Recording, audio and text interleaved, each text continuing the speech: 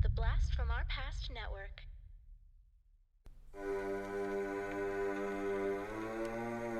Lock your doors, close your windows, turn out your lights, for chills and thrills await you.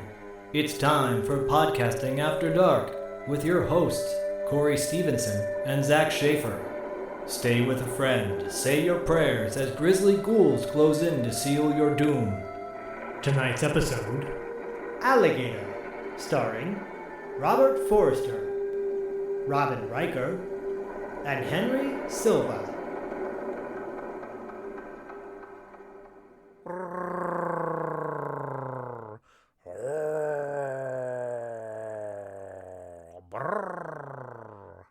Zach, aren't I enticing you with my exotic alligator mating calls? Oh, is that what you're doing? I'm just taking a cue from Henry Silva, man. Oh boy. Hi, my name's Henry Silva. I'm here for the paycheck. Hi, I'm Henry Silva. I'm a giant asshole in this movie. What's up, everybody? Welcome to another episode of Podcasting After Dark. I am one half of the pad team proper, Corey, a.k.a. Sleazy C. Joined with me, as always, is my brother from another mother, Zach the Total Snackage Schaefer. And that's right, this week we are breaking down and reviewing the 1980 not Jaws classic, Alligator. Dun, dun, dun. Oh, sorry, wrong movie. I mean, we do get some Jaws like musical cues in this, like We some sure do. riffs. We sure do. But guys and gals, I fast tracked this one because of Zach picking Vigilante a few weeks ago. Put me in a massive Robert Forster mood, and I was like, you know what? I want to talk about one of my favorite Robert Forster movies. No, not Jackie Brown. We both love that movie, but Alligator, a movie that I grew up on. Watched it so much at Luke's house when we were kids. I think this might have been one of those, ones where he might have taped it off a TV or taped it off of something, but we had access to it, so we watched it a lot as kids. And then, some time went by and I hadn't seen it in a long time. And then last year, the Shout Factory Blu-ray came out, and Luke came up to visit and he brought it with him. And we watched it, and I was like, oh, man, this still holds up, in my opinion. So, like I said, when Zach brought Vigilante to the table, I was like, I'm in such a Robert Forster mood right now. So I fast-tracked Alligator, and I'm excited to talk about it with you, man. What's your experience with this movie? I'm excited to talk about it, too. I haven't seen this film since I was a kid. I think I've probably watched it one time, maybe on Creature Feature Saturday, on TV 20, Thriller. And that's about it. And I can't wait to talk more about Robert Forster's need to discuss his hair loss in every single movie we've practically have seen him in. Yeah, like, so who cares? This one, he mentions it's very minimal, but he does mention it in Vigilante. And, of course, he talks about it in Jackie Brown, doesn't he? He sure does. Yeah, three times is a third time is a charm, apparently. He got plugs at that point. You can see the plugs in his head. And, I said this before, God bless the guy. You do whatever the hell you want. As long as it makes you happy and doesn't hurt anybody, who gives a damn about it? I'm happy for the guy doing something to make himself feel better about himself. But man, oh man, do they play it up in this one. This is definitely the ultimate version of him getting blasted on his hair and blasting himself on his hair. Yeah, no, dude. Apparently, these were kind of jokes that he made on set and everything, and then they enjoyed them, and they just kind of wrote them into the script, and everything. So it was sort of him doing this. So I'm excited to talk about his hair loss ad nauseam in this movie. I love him infinitely as well. So I cannot wait to just, glaze his donut, as I like to say. Yeah. So your experience of this movie was minimal. Mine was very much a big part of my childhood. So let's talk about the writer. Let's jump into the writer of this movie, dude. Yeah, John Sayles wrote the screenplay. I was actually just talking about John Sayles today because John Sayles He is known for many respected films like Lone Star, great movie. Yes. Eight Men Out, great movie. Brother from Another Planet, great movie. I mean, the list. He's kind of like one of those indie writer directors who just like he does what he likes to do. And he's damn good at it. Like City of Hope is another good one. Passion Fish. Like he's done a lot of really good quiet films. And then on top of it, like I always think of The Howling as a Joe Dante movie, but he wrote the script for that too. He did. He wrote the script for a movie called The Challenge, a cool like samurai flick with Scott Glenn. I believe he directed the couple music videos for Bruce Springsteen. I think he did.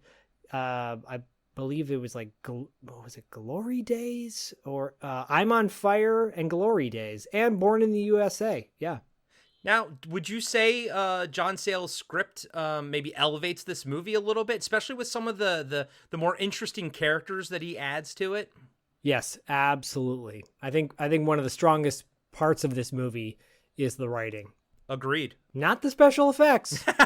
No, but I mean, it has its charm for sure. The special effects. Oh, it's so much fun. Yeah, no, this is one of those movies where it could easily have been a giant piece of shit, but you have awesome actors and you have a fantastic writer.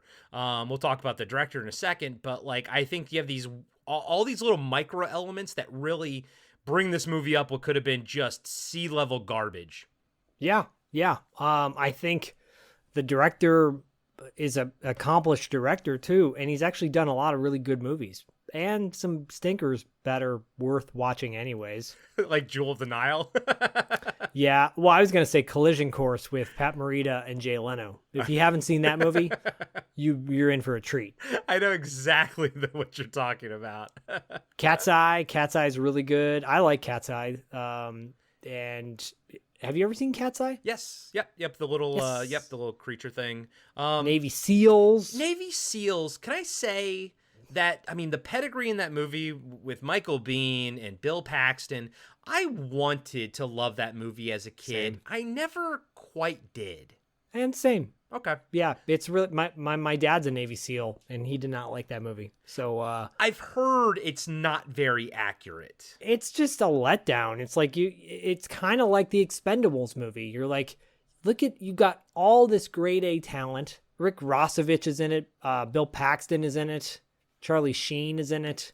Come on, and you make this. Yeah. Like, I could have. Expendables was the same way. I remember so excited to see the Expendables. Went to the theater and saw it, and I'm like, ooh, we interviewed the writer of the Expendables Part 2 because he wrote Vamp. Yeah. Wrote and directed Vamp, Yeah. right? And whose name is escaping me right now for some reason. I'll pull it up so people don't go crashing their car, but keep talking. Yeah, and like Expendables Part 2 was better, but I that's truthful. Yeah. Still not that great. Better. Richard Wank. We interviewed him. Yeah, like Zach said. The Expendables again. Another one I wanted to love. Never quite did. Number 2 was infinitely better than the first one, but then number 3 was trash. I was like, what is happening with this series?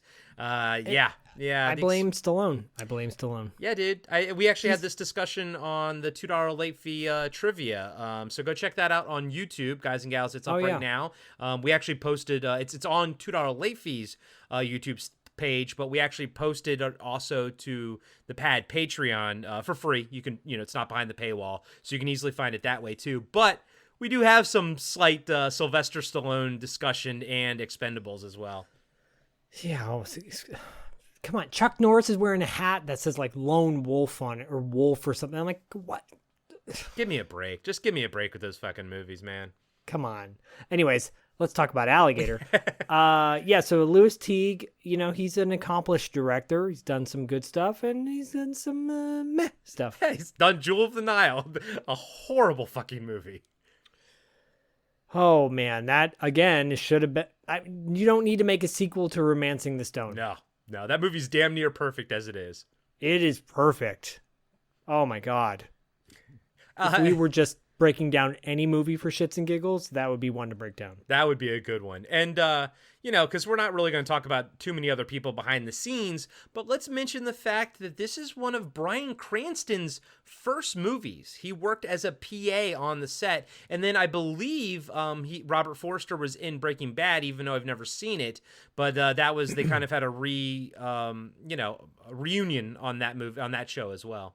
Yeah, he was on the tail end of that series, and then he was in the El Camino movie, I believe, that came out. Okay.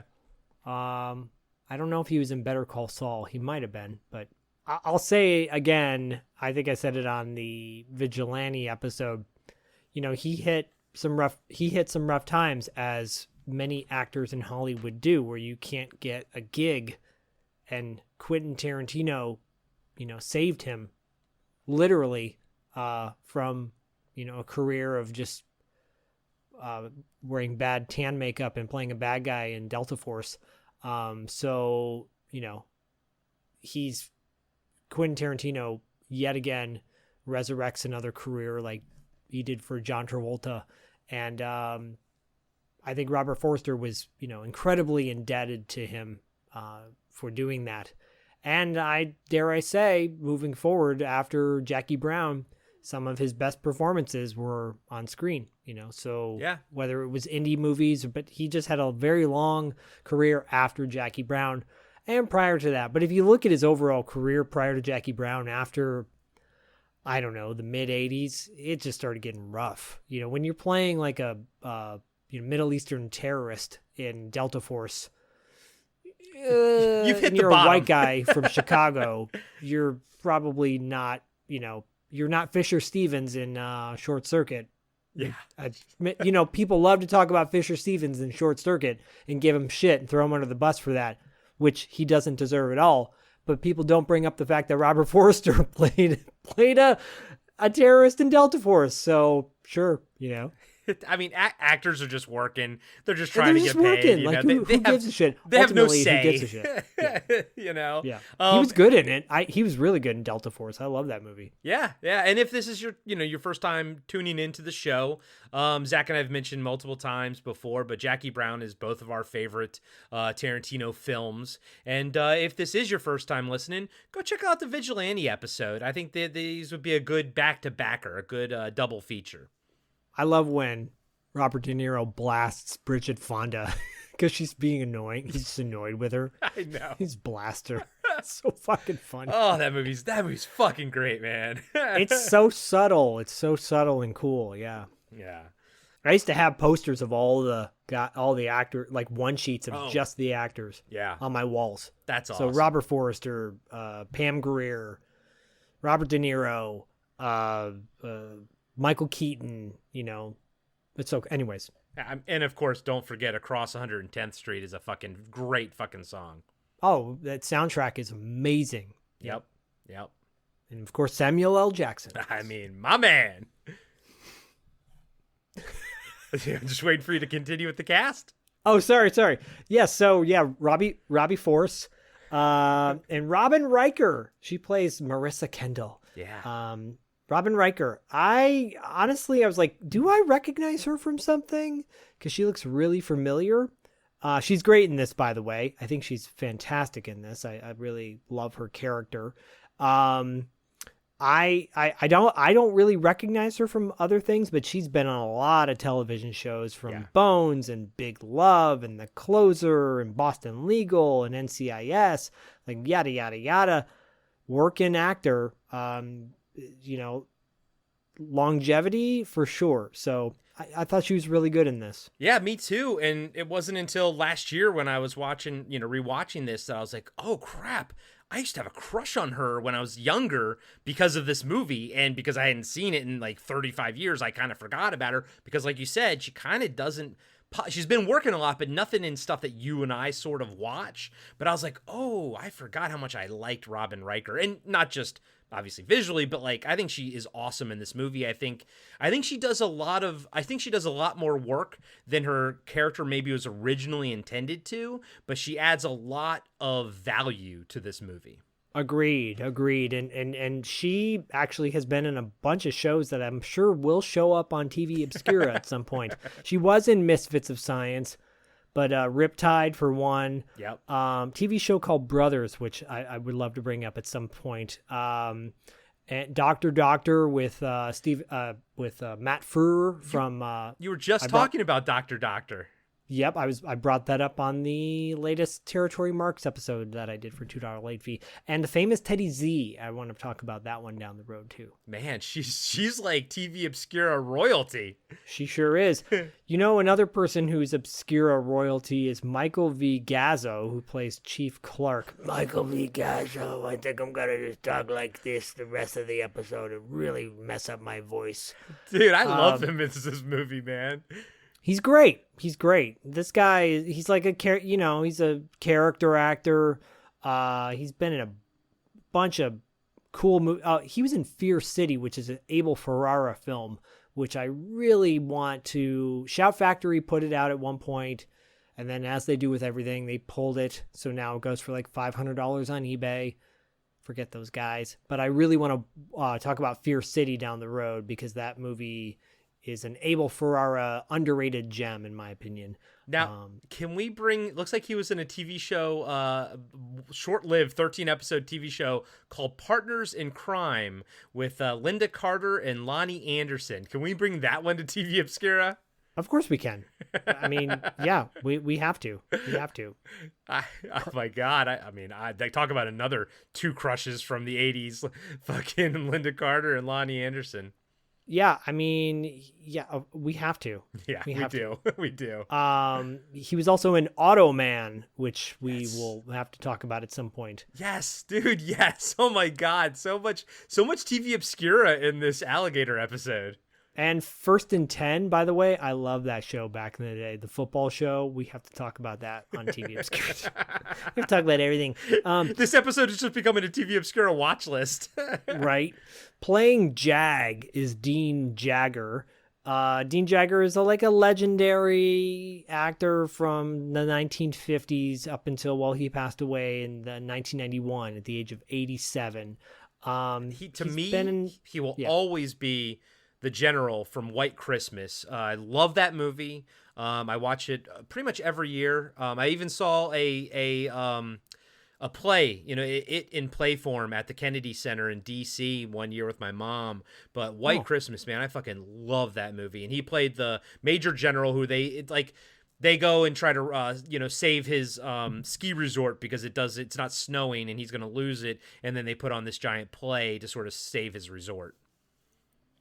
Is his name Major General? Yeah, he's just called the Major General in it. Yeah. I would love my name to be Major Awesome Man. I mean, he does have a last name, but they just a lot of times just refer to him as the Major General, and they even have a whole song. But his name was Waverly, Major General Waverly. So I love it. Yeah. Have you ever seen White Christmas? I've never seen White Christmas. So, guys and gals, I pretty much listened to Bing Crosby exclusively throughout December. Ever since I was a kid, I've always loved Bing Crosby at Christmas time and White Christmas, obviously, And now you'll listen exclusively to Sweet Gingerbread Man by Sammy Davis Jr. Yes, dude. And the Warm Side of the Door from... Of course you do. Of course you do. Someone who gives me disgusting, don't go in rooms alone with him vibes is Sidney Lassick, who plays Luke Gutchell. Yep. This guy looks like somebody you just if he invited you into the back room of his comic book store, you'd probably want to say, no, I'm going to pass. Yeah. He's just kind of, I don't know. He's always giving me the creeps, and every role he's been in, he's just kind of weirds me out. I'm sure, who knows what kind of man he is, but he gives you those Gordon Jumps vibes, right? he gives me some serious Gordon Jump vibes, but he's been in everything from One Flew Over the Cuckoo's Nest to Carrie to Freeway to Deep Cover. If you've never seen Deep Cover, go watch that movie. It's awesome. With Lawrence Fishburne, Jeff Goldblum. It's badass. You got to. Bill Duke directed it. Gotta watch it. I saw it back in the day with my dad, but I haven't came out in 92. Probably haven't seen it since VHS in 93, you know? Oh, you should rewatch it. Criterion put out a beautiful version. Okay. Very Blu-ray. cool.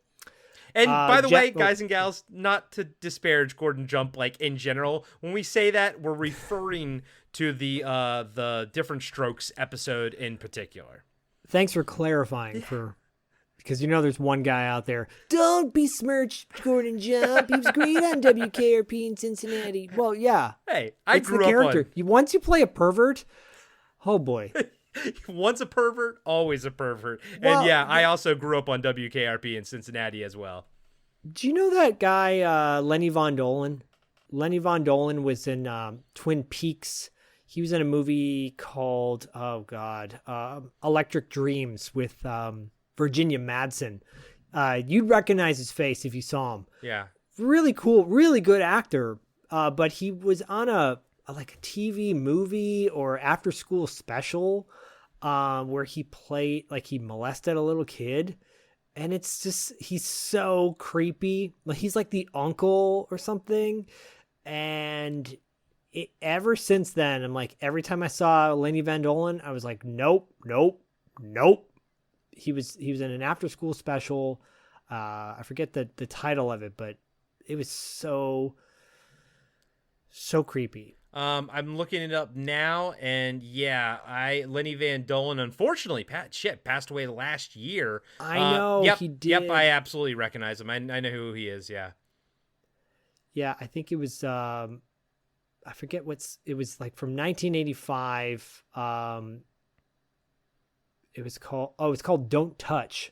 Teenager babysitting a young girl discovers that she's being molested by a family friend. Jesus. It's a really good episode because a friend who wants to get close to Molly. Too close. Don't touch. Some secrets are too dangerous to keep. I mean, obviously these were made to educate kids and people about like stranger danger. Yeah. Even if it's your friend, Lenny Van Dolen played the molester in that. Played the danger. He played the danger. Anyway, sorry. Yeah, no. Sorry, I didn't mean to go off on a rant on that, but no, it's just all the people that have Gordon Jump vibes. yes. You know who doesn't have Gordon Jump vibes, but has like, well, if you guys watch Secession, he's got Greg vibes written all over him. Jack Carter plays the mayor, where he's just kind of like hey, I want to be a part of the fun. Can I be a part of the fun? like that one scene when Slade is like talking about smoking hickory, and it's one of my favorite scenes in the movie. Him. I'm like, what the fuck? Yeah. Oh yeah, I should do that. Yeah. Because we all have that one friend or not friend. We all have that one person in our lives who's invited to parties. Maybe you like invite him because he's like the sympathy vote. No, I'm just this guy, and that person's always walking up into conversations. Oh yeah, I totally do that too. And you're like, do what? You weren't even a part of that conversation, dude. Anyways, I love that guy. He was in History of the World Part 1. He was a rat vendor. Oh, That's okay. enough for that. Love that movie, by the way. Did you see the sequel that they just put out on Hulu? On Hulu? No. I assumed it was crap, but it may have been good. I didn't watch it, though. Yeah, me neither.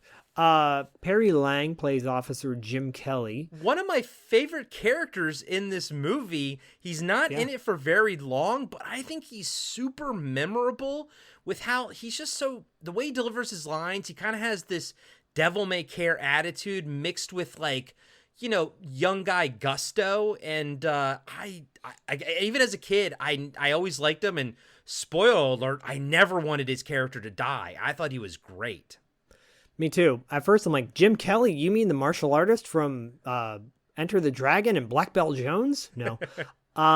Yeah, me too. I loved him. I first saw him in I first remembered him in the movie 8 Men Out, the Black Sox scandal, written and directed by John Sayles. So There you go. There's a connection there. Yeah, he was also he in was an in- episode of Monsters, which is a show that we covered on TV Obscure a couple Halloweens ago, I think. And he was also in Jacob's Ladder. Yes, he's actually been in a lot of really fun films. So congrats to him for having a good career. Jacob's Ladder's one that scared the shit out of me as a kid. When I watched it, it came out in 1990. Again, probably VHS, so 91, I'm guessing. Scared the hell out of me. One of those movies where like I kind of been too scared to go and rewatch it. It sort of scared me so much as a kid. Yeah, I remember. I have mixed feelings about it because it was one of those like, oh, it was all in his head. It was psychological. And Right. I'm like, oh, why? Why does it have to be psychological? I don't like psychological thrillers because they're not horror. If it's not real, it's not horror. It's a thriller. It's in your head, in my opinion. Yeah, because isn't it the whole point of it? At the end of it, it's like he was back in Vietnam on the operating table dying or something. So essentially, the entire movie is just his last final thoughts going through his brain, essentially. Yeah, I think so. It was all a dream. I'm like, no, don't go there. It's such a cop out. That's actually the biggest fucking cop out in movies ever. It was just a dream. Yeah. Weak. Oh, Shamalama Ding Dong made a career off of that. Yes, he did. Last one I'll mention is Henry Silva, who plays Big Dick Energy. No, Colonel Brock. Henry Silva. Three roles really that stand out to me. One, the general in Megaforce, of course. Of course. Ace! If you don't know what I'm talking about, go watch Megaforce. If you don't watch Megaforce, something seriously wrong with you if you don't watch Megaforce. And he plays Duke in that. Oh, hey, Duke. I just wanted to say goodbye and remind you that the good guys always win, even in the 80s. You love that. My other favorite role of his, other two favorite roles in Above the Law, Zagon, so evil in that. And he gets a great comeuppance by the hands of Steven Seagal. And Ghost Dog, if you've never seen Ghost Dog. Great movie. Terrific film. Yep. Anyways, I love Henry Silva. What do you think about Henry Silva? Yeah, no, I've never ever beef with him. I hate his character in this movie. I think he's pure garbage. I mean, I think that's on purpose. Yeah, no, yeah, yes. It's not like it's not Henry Silva's not pure garbage. It's Colonel Brock is a piece of shit, which is great. He does a great job as that character. I always remember him from Dick Tracy as well, because he kind of has that face. I kind of want to see that movie again. It's been a while since I've seen it.Maybe I should watch it again. I watched it within the last, I think, 15 years. I enjoyed it, but I'm with you. I could probably do with another rewatch, a modern one. Yeah. And Henry Silva died last year at the age of 95. God bless him. God bless him. But to kind of, tack on what you're saying, Ghost Dog is a great fucking movie. And if you've never seen it, go check it out. I really like that movie. And real quick, I just wanted to call out Bart Braverman, who plays Kemp, reporter Kemp. He was in an episode of Good versus Evil. That was another show that Zach brought to TV Obscura. But he had been around like as a kid actor, because he was like in like 2 Million Miles to Earth and whatnot. So he had been acting for a long time. Born in 1946, he's still alive to today. But Good versus Evil, man, that was a fun show when we talked about it. Oh God, I hope that comes out on Blu-ray someday. Good Please. versus Evil, also known as G versus E. That's kind of what it's more known by. Yeah. Make it so happen. Please make it happen. Yeah, buddy. Well, are you ready to make Alligator happen?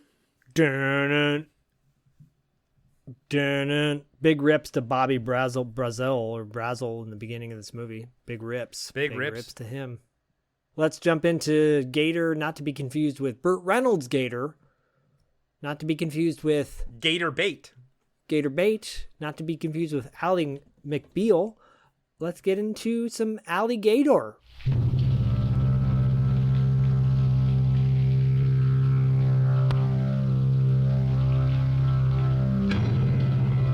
It lives 50 feet beneath the streets. It's 36 feet long. It weighs over 2,000 pounds. And it's about to break out.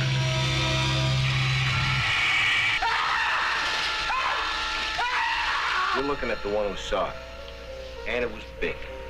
You said it was dark. Now, perhaps you were mistaken. An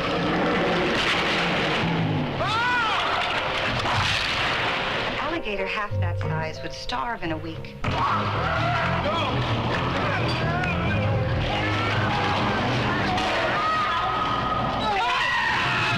He kept coming up with some garbage about alligators in the sewers.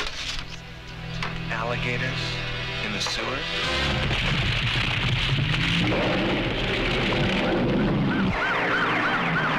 Once it escaped, there was no way to stop it.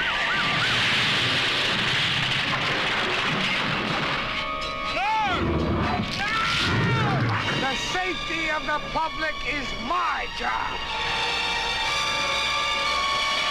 It could be anywhere. There he is. Ready to attack at any moment. You know, I've seen what this animal can do. You'd better take all the help you can get.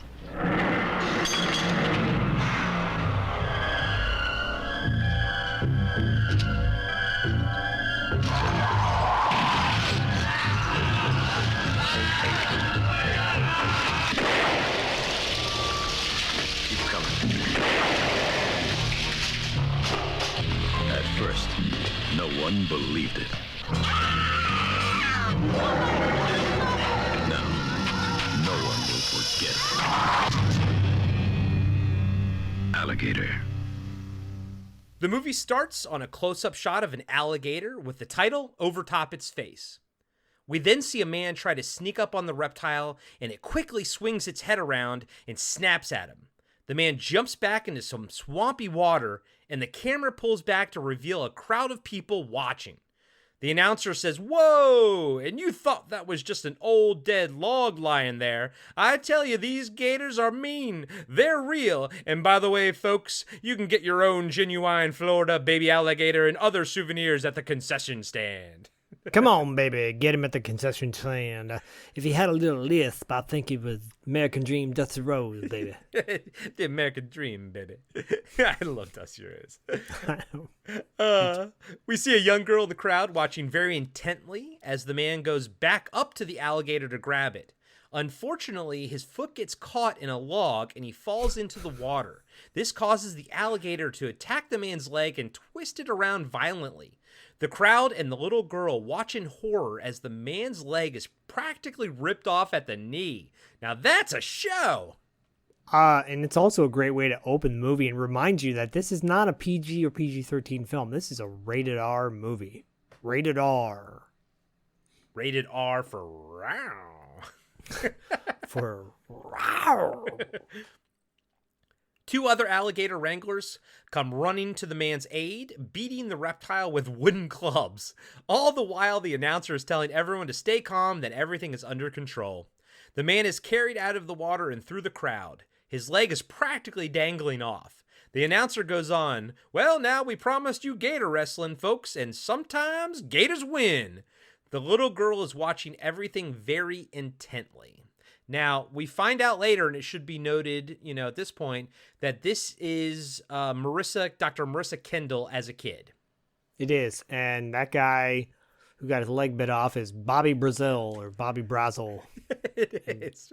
Big rips to Bobby Brazel's leg. Big you know rips. what? I think he's probably dead because that muddy water is probably going to give him some kind of septic shock or something. I don't know, dude. Like those guys on Lion King or Tiger King or whatever, Scarecrow Mrs. King show, that show on Netflix. This guy's got their legs bit off, their arms ripped off. They all seem to survive, so. This is true. You're not They wrong. just cut higher. They just cut higher on it. They just tie it off and cut higher, like the Civil War. Hey y'all, just follow your dreams, man. Follow your dreams. If you want to get your leg bit off by an alligator, just go for it, man. Go for it. I got to, by the way, real quick, I got to call it out.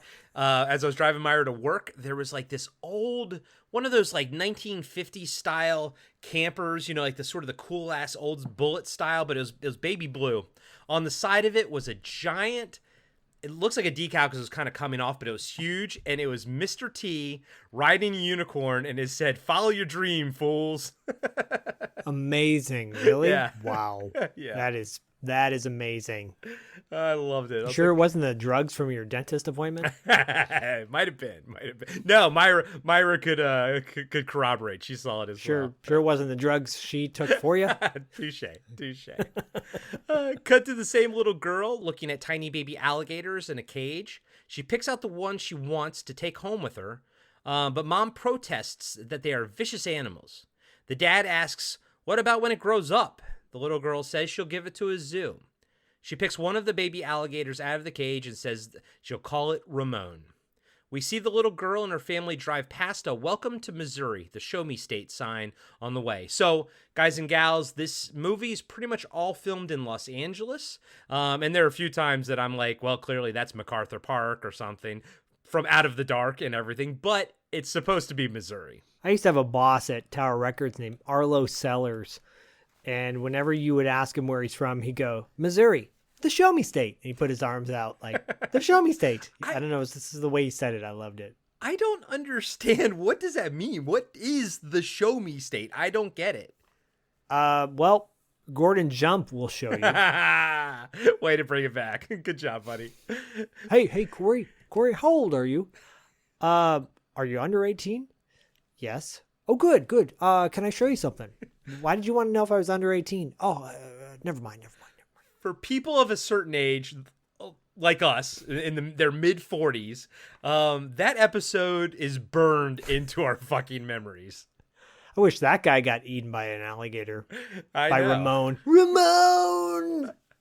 Hey, it doesn't matter whether she comes, stays, lays, or prays. It's all about eating people in the sewers.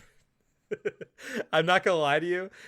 So the alligator's name is gonna be Ramon, and I always think of in my head. That's who is the voice of the alligator. Damone? Yeah. Damone? Yeah. Hey, don't be a wuss. What's a wuss? Part wimp, part pussy. Exactly, dude. That's a line from Fast Times at Ridgemont High. Mm-hmm. Yeah. Oh, if you don't know what we're talking about, and it's funny because his name is Damone.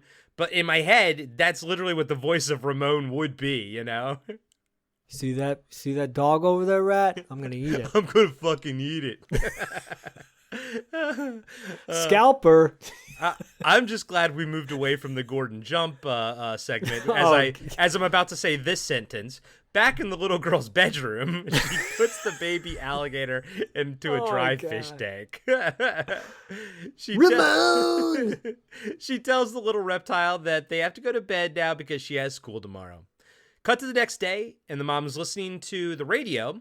The city of Chicago remains in chaos this morning. Hundreds of rioters disrupted the 1968 Democratic Convention, clashing with Mayor Daley's police force last night. So that gives you an idea, because this movie takes place in 1980, but it gives you an idea as to where we are right now, which is 12 years prior. And I know you have a little factoid about Robert Forster. I sure do, because in 1968, he did a movie called Medium Cool, which is set during an actual footage shot of the riots in Chicago. And Robert Forster starred in that as like a reporter or cameraman or something. Haskell Wexler directed it. It's a very it's a film school movie. Like if you've gone to film school or taken any sort of film classes, they always cite that film. They always cite that film as like a very important film to see. You always cite that film, Frost. You always cite it and say it's a very important. I do. That was an Aliens reference. I think you might have brought it up on the Vigilante episode when we were talking about Robert Forster. I think you brought up Medium Cool then too. I might have, yeah. So it's so interesting that they bring up the 68 Democratic convention yeah. in Chicago when this movie takes place in Missouri. Yeah. Well, is she supposed to live in Chicago? I don't know.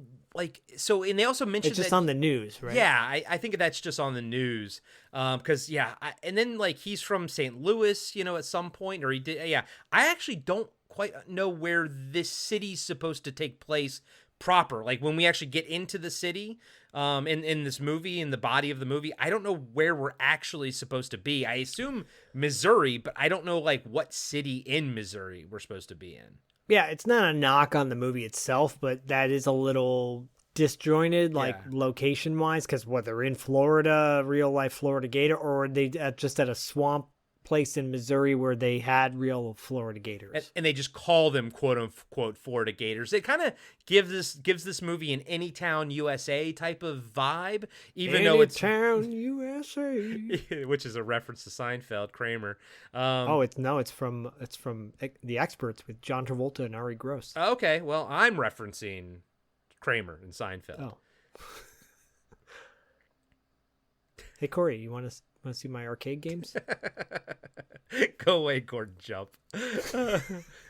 So just then, the dad comes storming in, yelling for Marissa. The mom says she's at school at the science fair. The dad runs over to the empty aquarium and grabs the baby alligator. The mom asks what he's going to do with it. He says he's going to get rid of it. He's sick of the alligator turds behind the clothes hamper. The dad takes the little guy upstairs to the bathroom and flushes it while the mom asks what they're going to tell their daughter. The dad says they'll tell her they found it dead. We see the baby alligator go down the drain and land in the sewer below. So that was a pretty strong cold open to the movie. Well, it wasn't really cold open, but a strong opening to the film. Strong opening to the film. For some reason, it reminded me of Silent Night, Deadly Night in that opening of like, this is going to get dark. We're going to get really dark really fast. The dad is such a jerk. And you're like, where are we going with this? Oh, this poor little cute Ramon. Ramon is so cute. And this little girl is going to come home being heartbroken. Which they don't really talk about after that. And I didn't know why the dad was so angry until I watched it with subtitles, because I couldn't pick up him saying the alligator turds behind the hamper. I was like, why is he so mad? He knows that she bought it, like he was there. But it was with the subtitles that I saw the alligator turd thingy, and I was like, oh, okay, that's the motivation. Same, because he kind of like says it so quickly, or he mumbles it. It's kind of But I was like, but still, why is it's he a so solid. mad? Yeah, dude, chill down, as Bodie would say. Chill down. Cut to a pet store in the valley that's supposed to be Missouri, but it's clearly the valley. Yeah, it's like Ventura Boulevard in Sherman Oaks. Yeah, totally. Like in circa probably late 1979, I guess. Yep. The heyday. We see a title card that says 12 years later, so that's cool. Inside the pet store, Detective David Madison, played by Robert Forster, is picking out a puppy to buy. He takes the little guy up to the store owner and asks how much. The store owner, a balding man named Luke Guchel, played by Sidney Lassick, looks at David's head and says that he knows what he's going through. David asks what he's looking at. The patch on the back, the thinning in the front. You know what I mean. He points to his own head and says, same thing. They're not the same, by the way. No, they're not. It's like a guy looking at Pedro Pascal with the mustache. It's like George Costanza growing a mustache and looking at Pedro Pascal and saying, we look the same. We're look, the same mustache. We both got mustaches. We look identical. God. No. I'm glad you brought it back to Seinfeld. I tried for you. Thank you. You're Detective welcome. Madison says, okay, sure, and hands the clerk $16 for the dog, which is remarkably cheap. He goes on, had another one. They swiped him out in front of a grocery store. They swiped him out in front of the grocery store. Nah, Zach can do it better than me. I can't do it. It must have been in there I must have been in there 2 minutes and bingo. The pet store owner says that sure goes on a lot around this neighborhood. Did you call the cops? Madison says, I am the cops. I am the cops. I'm from Chicago, even though this is Missouri. I'm from Chicago, okay? Emphasize on the A's. He says the one that got snatched name was Snaps. Then his beeper goes off and he says, duty calls. Now, it's funny that he mentions that the first dog's name was Snaps, because later, when he introduces Marissa to this dog at his apartment, this dog's also named Snaps. So he's one of those guys, like in The Simpsons, like Snowball. When Snowball dies, they just name it Snowball 2, Snowball 3, Snowball 4. I think when our fish died, when we got that was like our first family pet, and I think we were talking about getting a new one potentially, and I think Bodhi was like wanting to name it the same thing.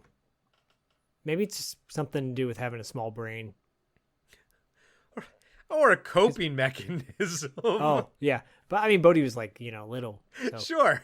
I know, I get it. You're not knocking Bodhi, but like, and for me, I've never dug that. Like, I've always been like, well, it's a different pet. It's a different creature. It's a different, like, entity. Don't give it the same name, Let it have its own voice.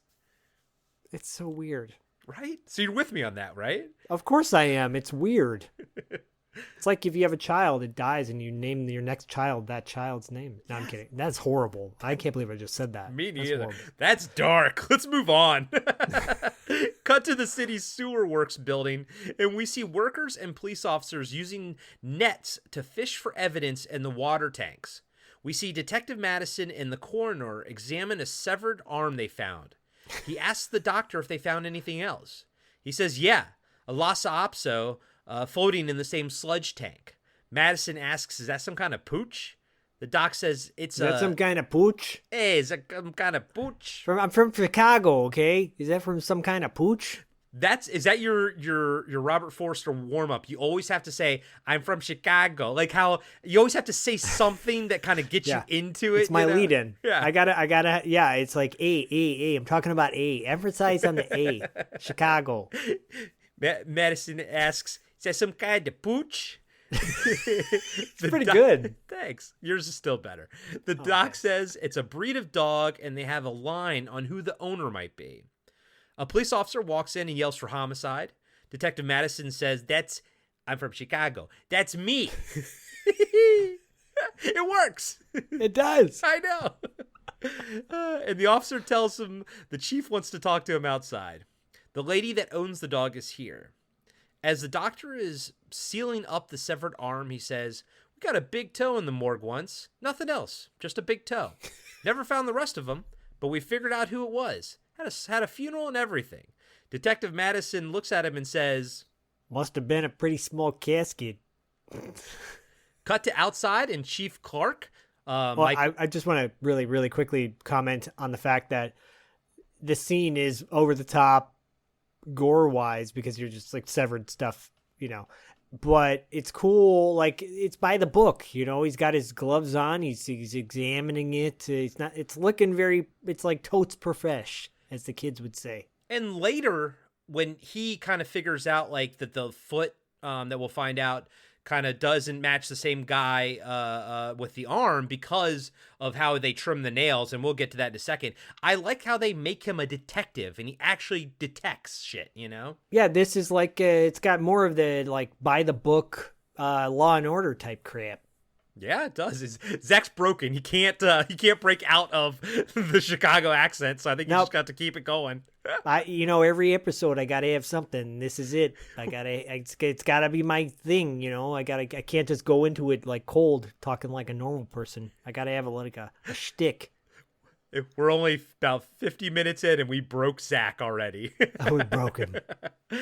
Cut to outside, and Chief Clark, played by Michael V. Gazzo, is explaining to Detective Madison as they walk that he checked it out, and there's only 3 of that dog breed registered in the whole state. This lady reported it lost 2 months ago. Madison asks what kind of shape is it now. Chief says, the body hasn't decomposed a bit, but all the internal organs have been cut out clean as a whistle. Larynx cord has been cut too. Oh, I can't do that voice for very long. You do that, and your vocal career will be over in no time. It's gonna be shot. I can feel my vocal cords already frying. Jesus, I'm like, what did that guy gargle with? Cat litter and grape nuts? Dude. Aren't they the same thing? His voice is amazing. It's amazing. And by the way, I love grape nuts. Me too. Me too. I love them, but do you like grape nuts? You got to let them get mushy a little bit, right? I Or like do you like eating them hard? I like eating them when they're just like put into the milk. I like crunchy cereal, but in a lot of milk, and I got to eat it quickly so it doesn't get mushy. Well, see, this is interesting because I like crunchy cereal, but I don't like crunchy grape nuts. I like mushy grape nuts. Okay, that's almost I used like to pour a shit ton of sugar on them too back in the day. it's almost like oatmeal at that point. Yeah, pretty much, and I love that oatmeal. Yeah, me too. Oats and flax, baby. Do you like cream of wheat? No, You don't like cream of wheat? no. Oh, it's so good. Oh, we can just talk back and forth in Chicago and an old man voice. Sorry. Jesus. I mean, that's killing me, man. At the back of the truck, an older lady is looking at the dog as a medical examiner lifts the sheet. She says it looks so much like her dog, markings and all, but it's too big. She pulls out a tiny red sweater and says that it fit her dog 2 months ago when she lost her. The camera pulls back to show the size comparison. The dog is now the size of a German Shepherd when it should be small. Detective Madison says, This sweater fit this dog? and then looks at the chief in disbelief. Cut to a dog with a collar walking down a suburban street. We see the pet store owner, Gutschel, pull up next to it with his van and lure it inside. We see there are other dogs in cages inside the van. We see the pet store van drive up to the Slade Pharmaceuticals building. Inside the building, we see a scientist named Arthur Helms, played by James Ingersoll, doing a surgery on a dog. And we really didn't call him out because he doesn't have an IMDb picture, and we kind of tend to skip over those people. But another actor that I really enjoy in this movie. Yeah, he was pretty good. But you know the deal. If you don't got a picture on IMDb, then why are we going to give you a shout out? Update your profile, for crying out loud. If you're alive, update it. If you're not, Yeah. well, update it from the grave. Come on. Come on. He says, You can do that. I'm going to need a lot more of these for this experiment. And the camera pans over and we see he's talking to the pet store owner as he unloads the dogs he picked up off the street. The pet store owner says, how about some cats? I got plenty of cats. The scientist just replies with puppies. Then he says that he's through with the ones in the bags and Gutschel can dump the bodies. As he wheels out the bin of bodies, he says, a cop came by my store this morning, almost wet my pants. I'm scared, you know. Maybe I ought to lay low for a while. The scientist looks annoyed and says, Gutschel, I need more animals. The old man's breathing down my neck for results. Now get cracking. Gutschel says, right, puppies. And then he says, puppies. And they kind of both say puppies together. And this is like the script stuff that is interesting. You know, like every character has fun, interesting moments. Like even Gutschel, who he's going to die in a second, but it gives him the writing gives him some stuff to work with in this movie. Yeah, I mean, they're all good actors, too. Yeah. I was expecting Jerry Lawler to pop out and go, puppies! Oh, good old Jerry Lawler. Go listen to $2 Late Fees Territory Marks, where you guys talked about that one. I'm listening to that one right now, but it's not the current episode. It's the previous episode. It's the second episode. Oh, nice, yeah. Oh, man, Jerry Lawler was a beast back in the day. Yeah, no, it Forget sounds about like what he it, did man. on Raw. Forget about him, like, that era. Go back to the early 80s when he was the king of Memphis. That's one of those shows, and this is a compliment, buddy. It's one of those shows that I only listen to, Territory Marks, if I have time to pay attention to it. It's not a background show because I actually feel like I learn a lot from listening to it. Oh, thanks. I appreciate that. Yeah, man, I don't blow smoke up your ass. I tell you the truth, and I fucking love that show. I also love $2 Late Fee, so everyone go out and check out $2 Late Fee as well. But Territory Marks is on the $2 Late Fee feed, kind of like how TV Obscura is on the pad feed, you know. Gaining steam. Wait till you see the match I picked for episode 4. Hoofa doofa. I'm excited. Puppies. Cut to Detective Madison talking to a sewer worker named Callan, played by Royce D. Applegate. I only call him out because we're going to see him again later. He's a character actor. You've seen him in a bunch of things. He was in Splash. He was in Oh Brother, Where Art Thou? He's been in a lot of stuff. So Under Siege 2, he was Ryback's cook. Under Siege 2 is actually pretty good, by the way. Yeah, as far as sequels go, it's not one of the worst ones, you know. And what I think one of the reasons why it's so good is because the main villain in that, or one of the main villains, not Eric Bogosian, but Everett McGill, is a tremendous villain in that as well.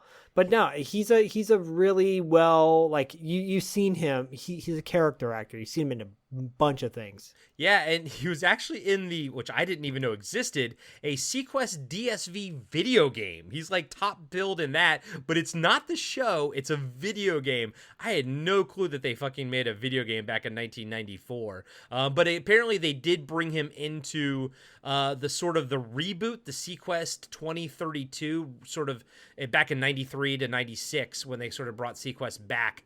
He was actually in that one, though.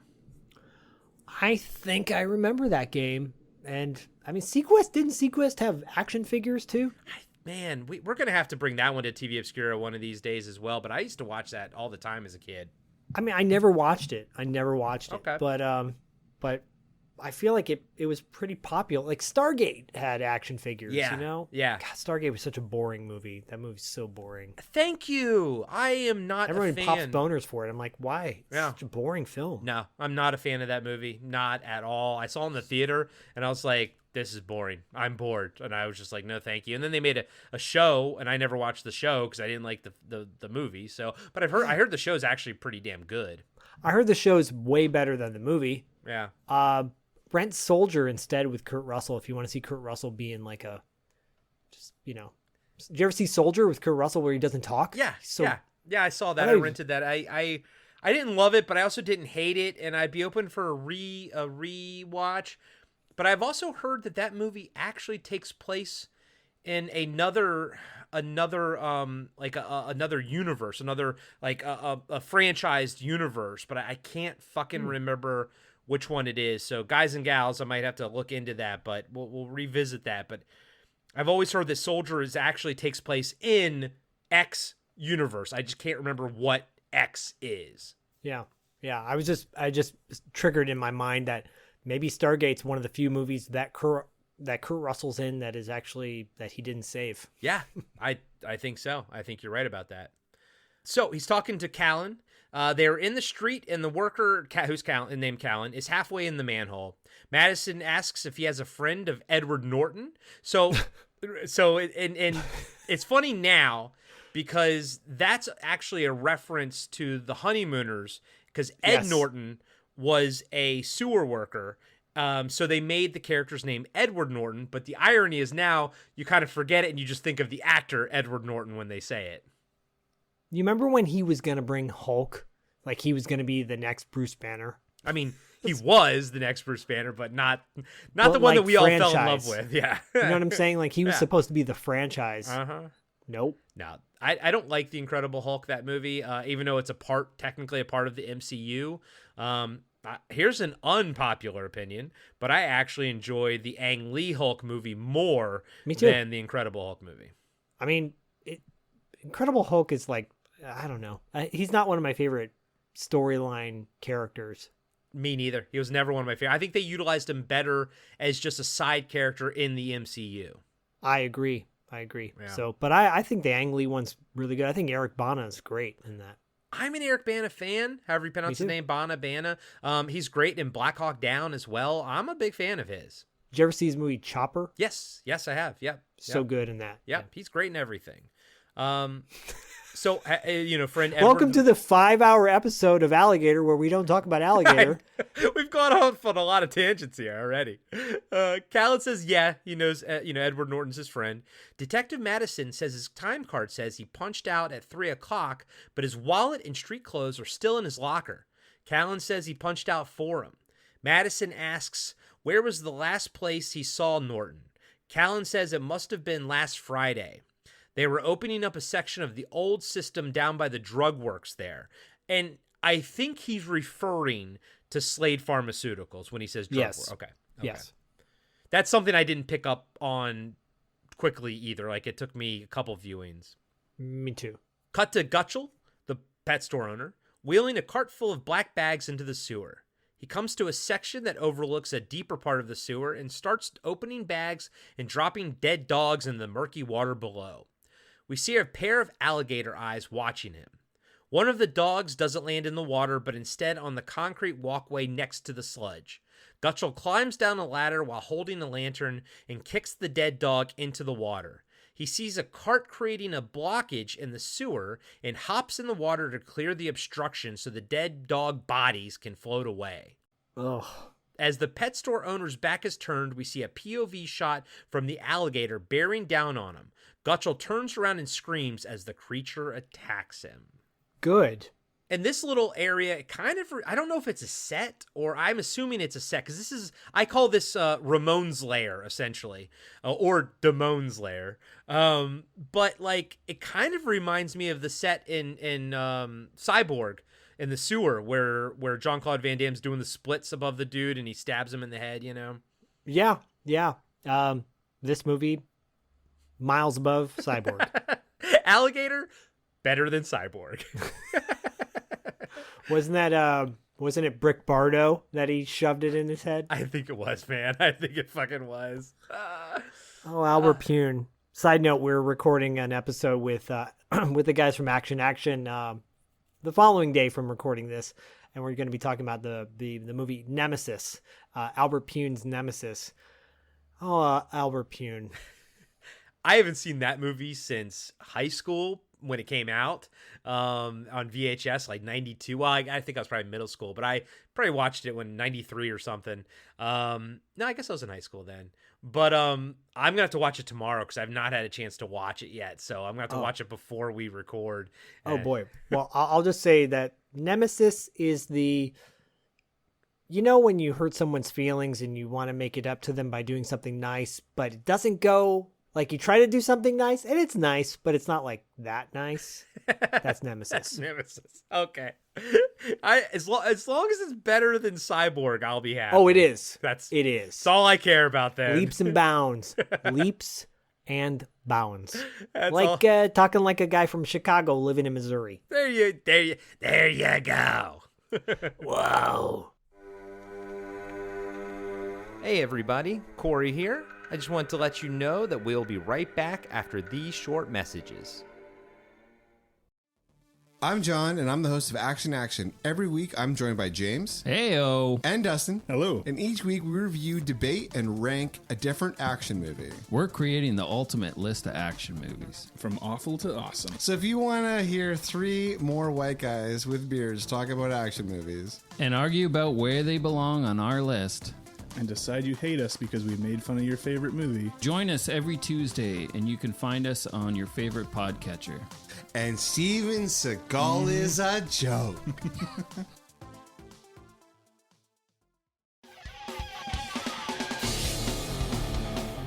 Have you been wondering where's the beef? Well, on our podcast, Throwback Trivia Takedown, you might just find that out, as well as some other things about the 70s, 80s, and 90s. We're a nostalgic-based trivia show that pits 2 challengers head-to-head in a duel of the decades, with categories ranging from movies, TV and music, to slang, food, and fashion. You're sure to get the best in retro-themed trivia. So strap on your jelly shoes, grab a surge, and walk like an Egyptian to your favorite podcast app and check out Throwback Trivia Takedown. I heard even Mikey likes it. And now, back to the show. Cut to the same waterworks plant. I didn't even know what to name it. Was it a waterworks? Was it a sewage plant? I don't know. But cut to the same place as before. Yeah. And we see a severed leg pop up in the water. Cut to later, and we see a familiar scene of cops and workers dredging the water tanks for more evidence again. Detective Madison in the same corner from before are walking and talking. The doctor says, "If this keeps up, I'm going to open up a spare parts shop." Detective Madison, holding the severed leg in a bag, says that this isn't the guy the arm came from. The doc asks how he can tell. Madison says, "This guy cut his nails square and the other guy rounded them off." Man, I love the way his eyebrows go up and just the way his lips. Man, some people just, I mean, Robert Forster, I have a huge crush on Robert Forster. But he's just a really good actor. He is, but he also has he's got an interesting face that I enjoy watching. And he's got a great voice. Look, to become an actor in Hollywood is so hard. People who like are on the outside looking in who don't get that, it's like a 1 in a million shot. So the fact that he got to do the movies he did speaks to how good he is as an actor. And I feel I met him enough times to say that he seems like he was a genuinely good guy. And it's a shame too, because if it was in a different time that he was losing his hair, I mean, he was losing his hair just as much as Steve Carell was in the first season of The Office. Go back and watch that. That's wild to see from season 1 to season 2, because Steve Carell gets plugs, but they're fantastic. I think he's got the best plug man in the business. Fucking if Robert Forster was just born in a different time, he would have had those exact same the Steve Carell plugs. I mean, look at Kevin Costner on Yellowstone. It's a really authentic looking plug job. If you got money, man, you can get God good ass bless you. plugs. Just let Jeremy Piven, Fucking Jeremy Piven. Have you seen those Hair Club for Men ads that Jeremy Piven now does? Jeremy Piven was a huge quote unquote star. Yeah. Now he's doing Hair Club for Men ads, and he screwed something happened in his career. Something that we don't know about. Yeah, no, it's called him being a giant asshole, which is all I've ever heard about Jeremy Piven, is that he's a giant asshole. It's hearsay, so I don't know for sure. But all I do know is my favorite role. I know a lot of people like PCU, but I'm a big fan of Grosse Point Blank. I thought he was great in that. He's great as a supporting actor. That's where he deserves to be, I think. Madison and then PCU. I know you love your PCU. Madison asks what kind of shoe he was wearing. Alligator wingtips with lifts in them, not regulation sewer gear. The coroner goes on to say that forensics came up with something very interesting in his socks. Kitty litter. This guy must have been a cat fanatic. I don't think you're a cat fanatic. I think you just have cats. I wanted him to say this guy must have had a cat fetish. That would have been better. Being a cat fanatic. At Slade Pharmaceuticals, Detective Madison is talking to Arthur Helms, the scientist from before. He asks if they've ever done business with a pet store owner named Gutchell. The scientist lies and says all the subjects are either bred here in the lab or purchased from the city pound. Detective Madison says, "You're a hormone guy, right?" Just a hypothetical. Is it possible for a mature dog to double its size in a 2-month period? The scientist says no, not at the present time. He goes on and says that once they're done with the subjects, they send them back to the pound for cremation. It's all carefully regulated by the Humane Society. Madison looks around and says that the dogs are very quiet. Arthur says that's because they cut the larynx of the dog when it first comes in. Makes a more peaceful work environment. That's kind of morbid, man. I mean, it's something that did happen. We know, guys, we all know that labs torture dogs, especially beagles. I think beagles are like one of the more popular dogs to be experimented upon. So horrible. But this stuff went on in the 80s and like in prior. Yeah, so, unfortunately. Yeah, and it happened all the time. Probably still happens. Probably. People are better at covering it up. Yep, that's true.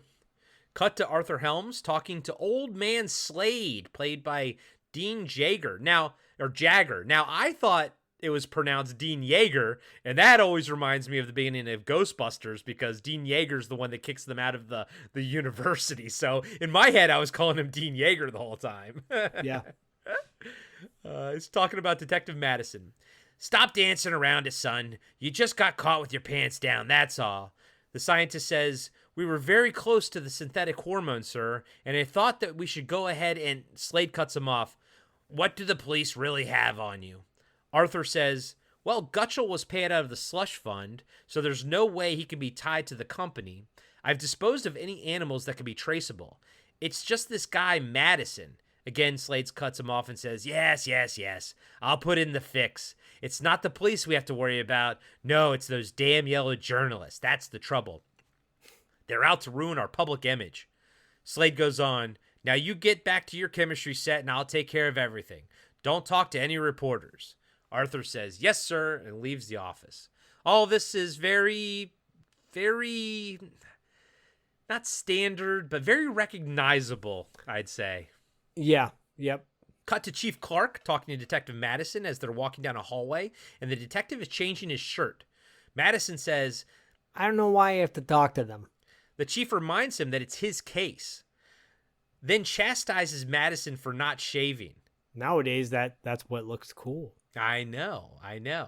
But he does say, I was in a hurry. In a hurry? For Christ's sake, you were a half hour late.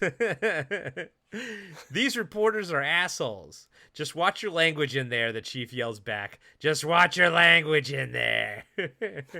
We see Detective Madison addressing a room full of reporters. These are going to be long, so I'll take them. Edward Norton worked for the sanitation department for 25 years.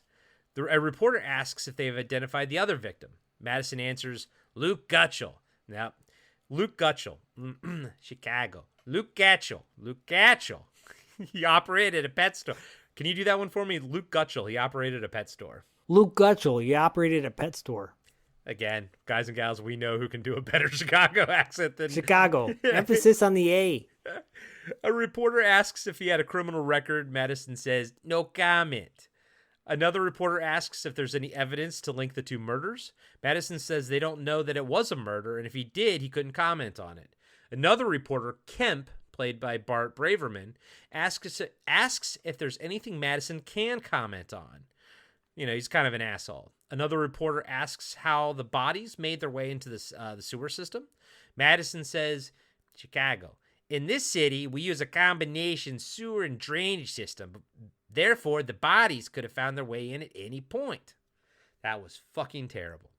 It wasn't that bad. I like how Zach's like stroking his, chin. He's like, interesting, listening to me. He's like, no, that wasn't bad. You're a good voice director. Thanks. Kemp asks for the cause of death in each case. Madison says the bodies were dismembered. We're waiting on the coroner's report. Reporters keep drilling him about a serial killer speculation and motives, and Madison keeps deflecting until he gets frustrated and starts to walk away. The chief takes the mic and says, as you can see, we have very little information at this moment. Now, if you excuse me, Detective Madison has...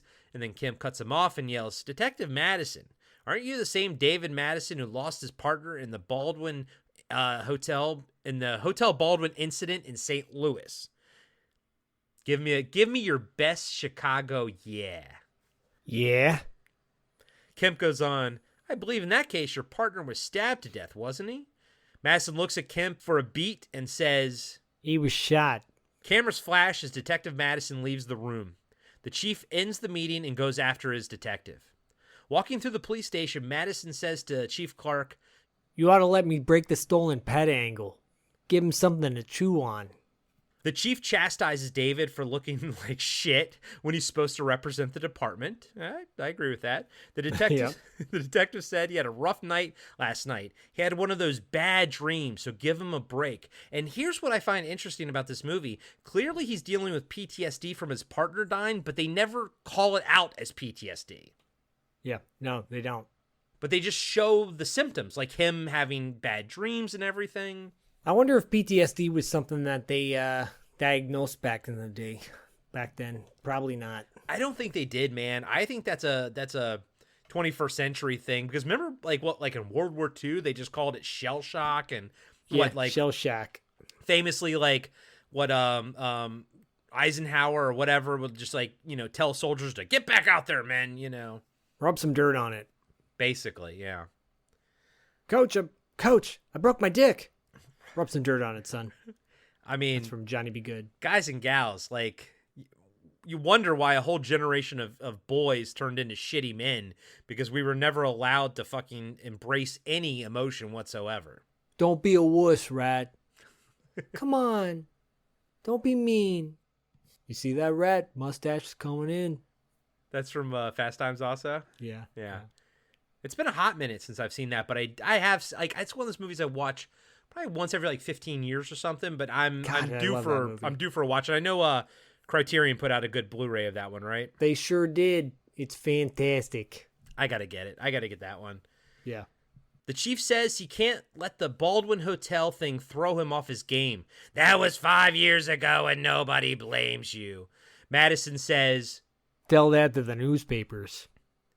Cut to a montage of newspaper headlines that read, Cops seek sewer psycho, and police investigate second slain, and more remains found under city.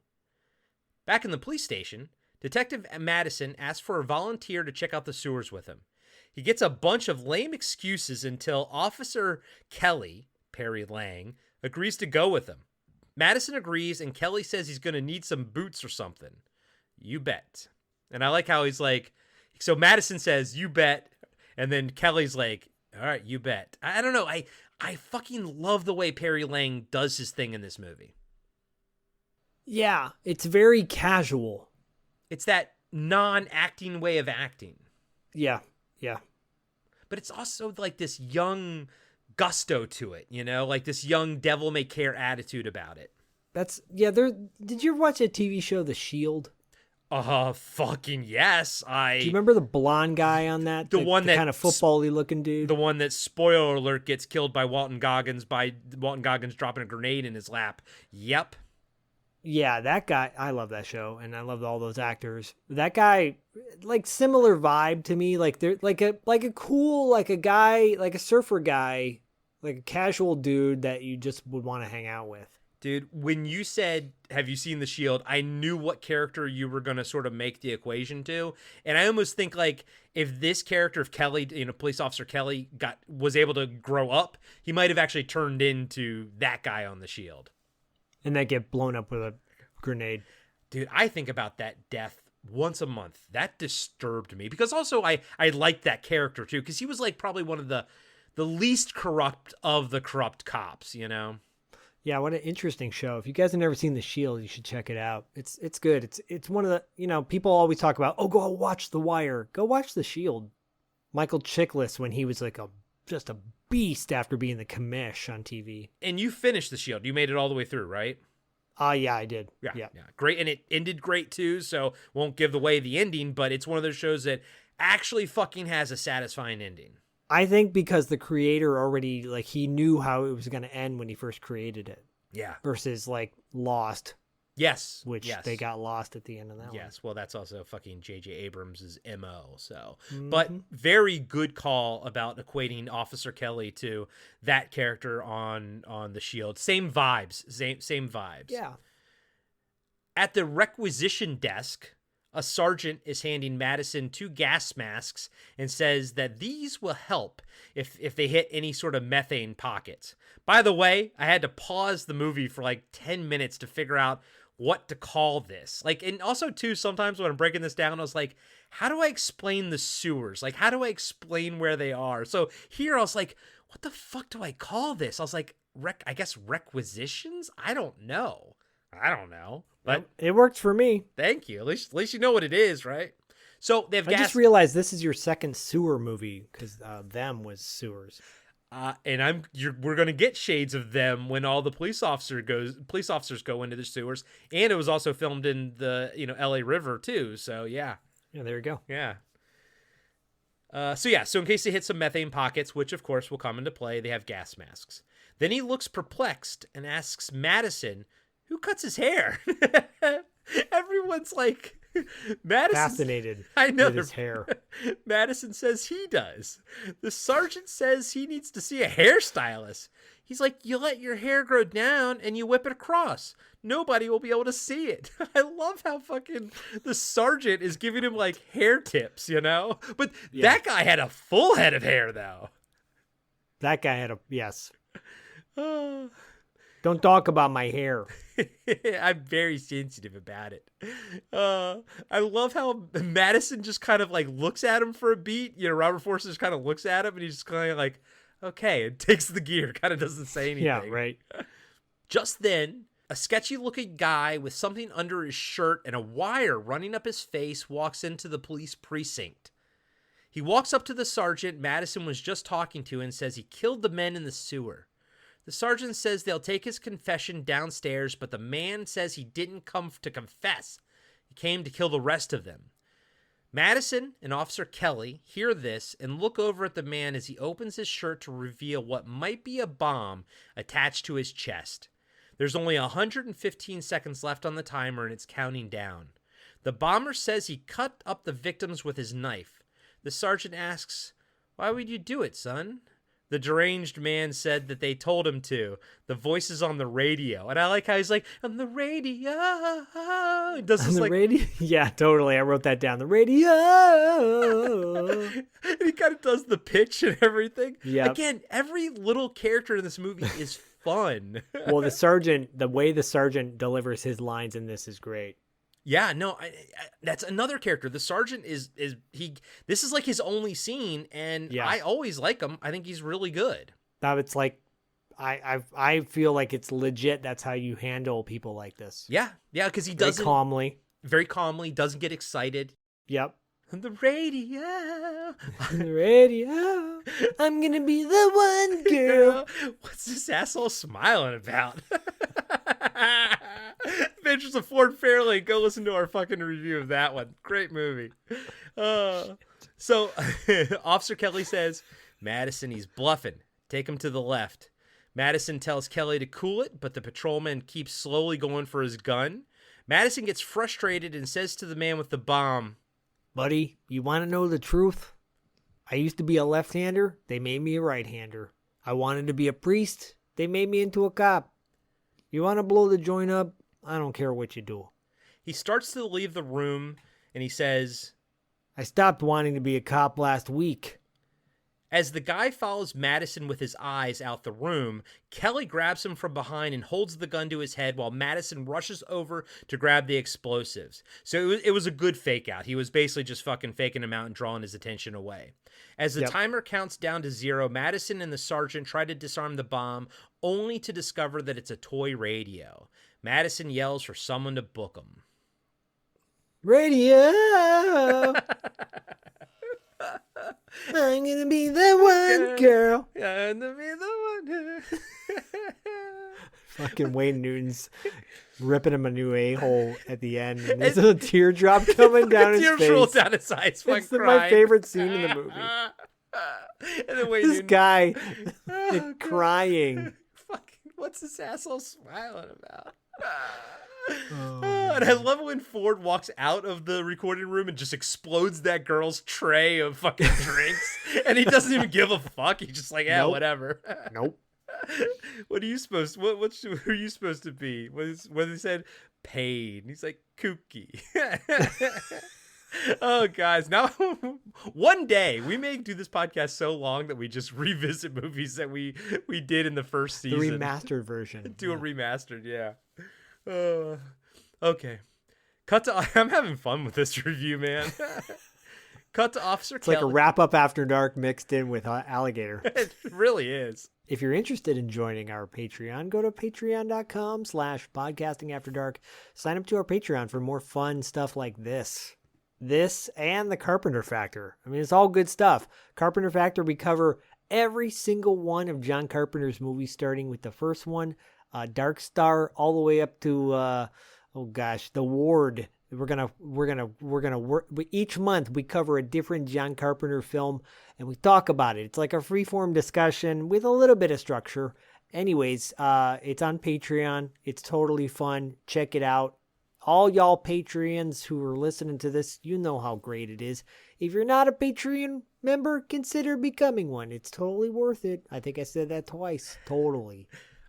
So many, shows on our main feed are so structured, and I know we get a lot of positive feedback about that, because actually, as much as tangents that we've been going on this episode, people really do compliment us on the fact that we stay on target most of the time.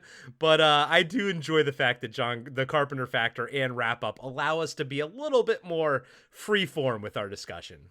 Yeah, there's a few people I'm sure that listen to this so far. They're like, we just get back to talking about Alligator. Goddamn Alligator. Favorite movie of all time. Come on. I mean, if you think this is the greatest movie of all time, I want to meet you. Cut to Officer Kelly, Detective Madison walking through the sewers. They're talking about the crazy guy with the fake bomb. The older detective asks the beat cop how he knew the guy was bluffing. Kelly says, well, he can't live forever. Madison says you won't make it far as a police officer with that attitude. As they're walking through knee-high water, Kelly asks why Madison left St. Louis. Madison says, "You must have heard the story." Kelly shrugs and says, "All I heard was it's kind of unhealthy to work with you." Madison asks why he volunteered then. Kelly says, "I don't go for that locker room crap. Besides, I can take care of myself. Know what I mean?" And I like how Madison kind of gives him a half smile, and already they're kind of bonding. I love that.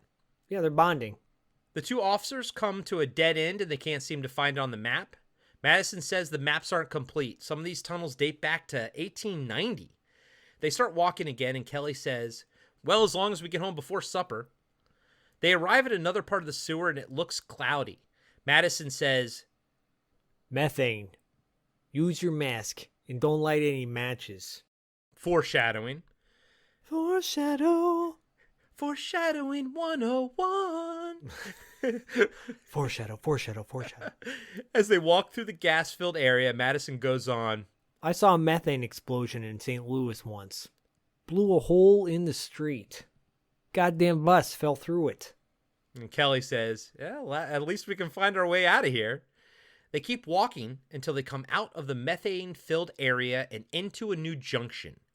There's a hole in the wall to their left that leads to another sewer tunnel with knee-high water. Madison looks around without going into the tunnel and asks Kelly where they are. Kelly looks at his map and says, "According to this, Cleveland." Madison takes one of those loose bricks and drops it into the water and it makes a splash. We see the alligator open its eyes and look at them. Detective Madison walks away from the hole in the wall while Kelly is still looking through it. He says, "I knew a guy like you in St. Louis. Wild Bill, they used to call him. He'd just kick in a door and see what happened." Kind of reminds me of that cop in the original Dawn of the Dead in the opening scene that just kicks in the door and blows the guy's head up. That guy was probably Wild Bill. Yeah, Wild Bill. Ha. Just then, he hears a splash come from the other tunnel and turns around, but Officer Kelly is gone. Madison frantically looks and calls for Kelly, but gets no response. He jumps down into the other tunnel where he threw the loose brick. He keeps calling for Kelly as he walks deeper into the tunnel. Detective Madison eventually comes to the part of the sewers where Gutchell was eaten, trying to clear the way with the shopping cart obstruction. He walks over to the shopping cart to try and move it, and we see the same POV shot we got of the alligator attacking Gutchell. But this time it's just Kelly scaring Madison by grabbing his ass. By a little grab ass. Madison jumps and hits his head. "I could have shot you, asshole." Kelly's laughing and says, "I thought I was dealing with Quick Draw Madison." The detective holds up Getchell's lantern and asks what Kelly thinks. Kelly says, "I think someone's been here recently." Madison agrees and says they need to come back here with a crew and look the place over. Cut to Madison and Kelly still walking through the sewers. Kelly says he's getting real tired of this soup and kicks the water. Madison catches up to him and they both look at the map together to get their bearings. Now, did you notice this? We see a quick shot of the giant alligator behind them, but it doesn't make a noise and sinks back into the shadows. Did you notice that? Yeah, that was creepy. That was cool. That's cool. Madison says that if they keep going down this way, they should hit some kind of an outlet. Kelly looks annoyed and Madison shrugs and says, "Get you home for dinner." Kelly replies, "I'm not hungry anymore." They keep walking through the water, Kelly up front, Madison in the back. Kelly rounds a corner and the giant alligator pops out. Kelly opens fire and so does Madison. The reptile's tail knocks Kelly back and Madison helps him up. They both go running back the way they came with the alligator in hot pursuit until they reach a manhole. Madison climbs up first and tries to get the cover off. Kelly yells for him to push, but he says it won't budge. Just then, the giant alligator bites down on Kelly's leg and starts pulling him down the ladder. Madison tries to hold on to him, but loses his grip, and Kelly gets dragged off down the sewer as Madison yells for him. Dude, Kelly's death is fucking, to me, it's a bit gut-wrenching. Yeah, it's one of the few that you actually feel bad for the guy. I mean, and it's helped by both of them are great actors, but the look on Madison's face, like on Robert Forster's face is pure terror. And Yeah. like how could this be happening to me again? You know, mixed Right. like two things in one. And then, and then Kelly trying to grab on. You still see Kelly's face as he gets dragged down the sewers. Right. It's traumatic. Now, I know you saw it on Creature Feature, you said back in the day. I think so, yeah. And the Blu-ray that I sent you has a theatrical version and a TV version on it.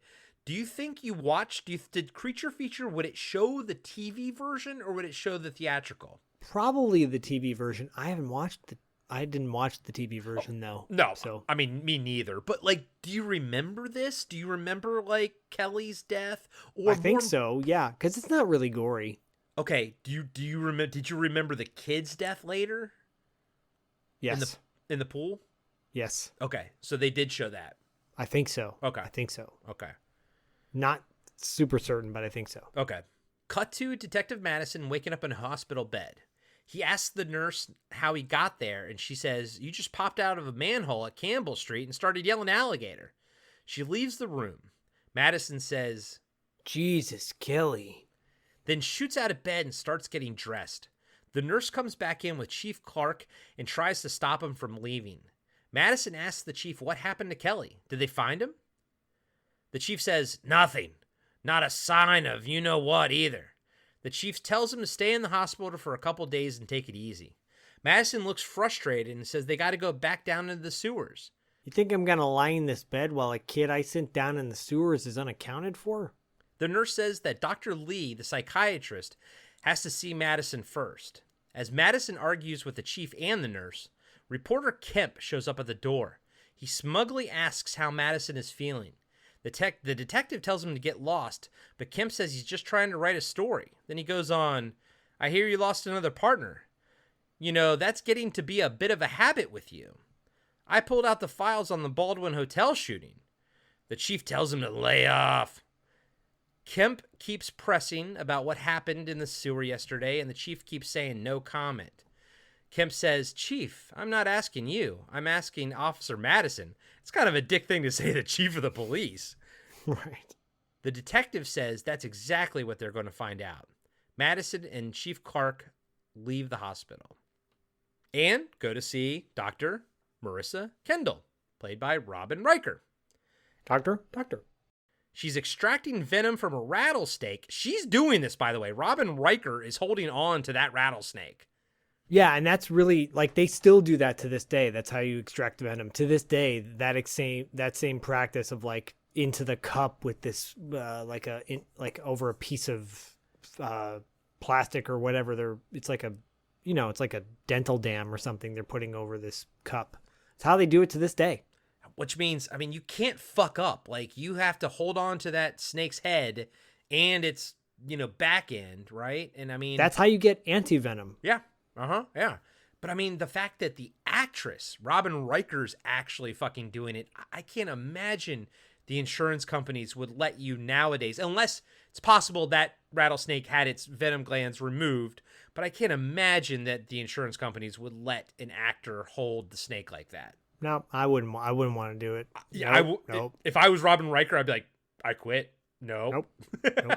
Nope. Send it in the hand model. Yep. George Costanza. Yeah, good one, buddy. But we know it's not because she has to stay in the scene and fucking walk over with the fucking snake in her hands. It's wild.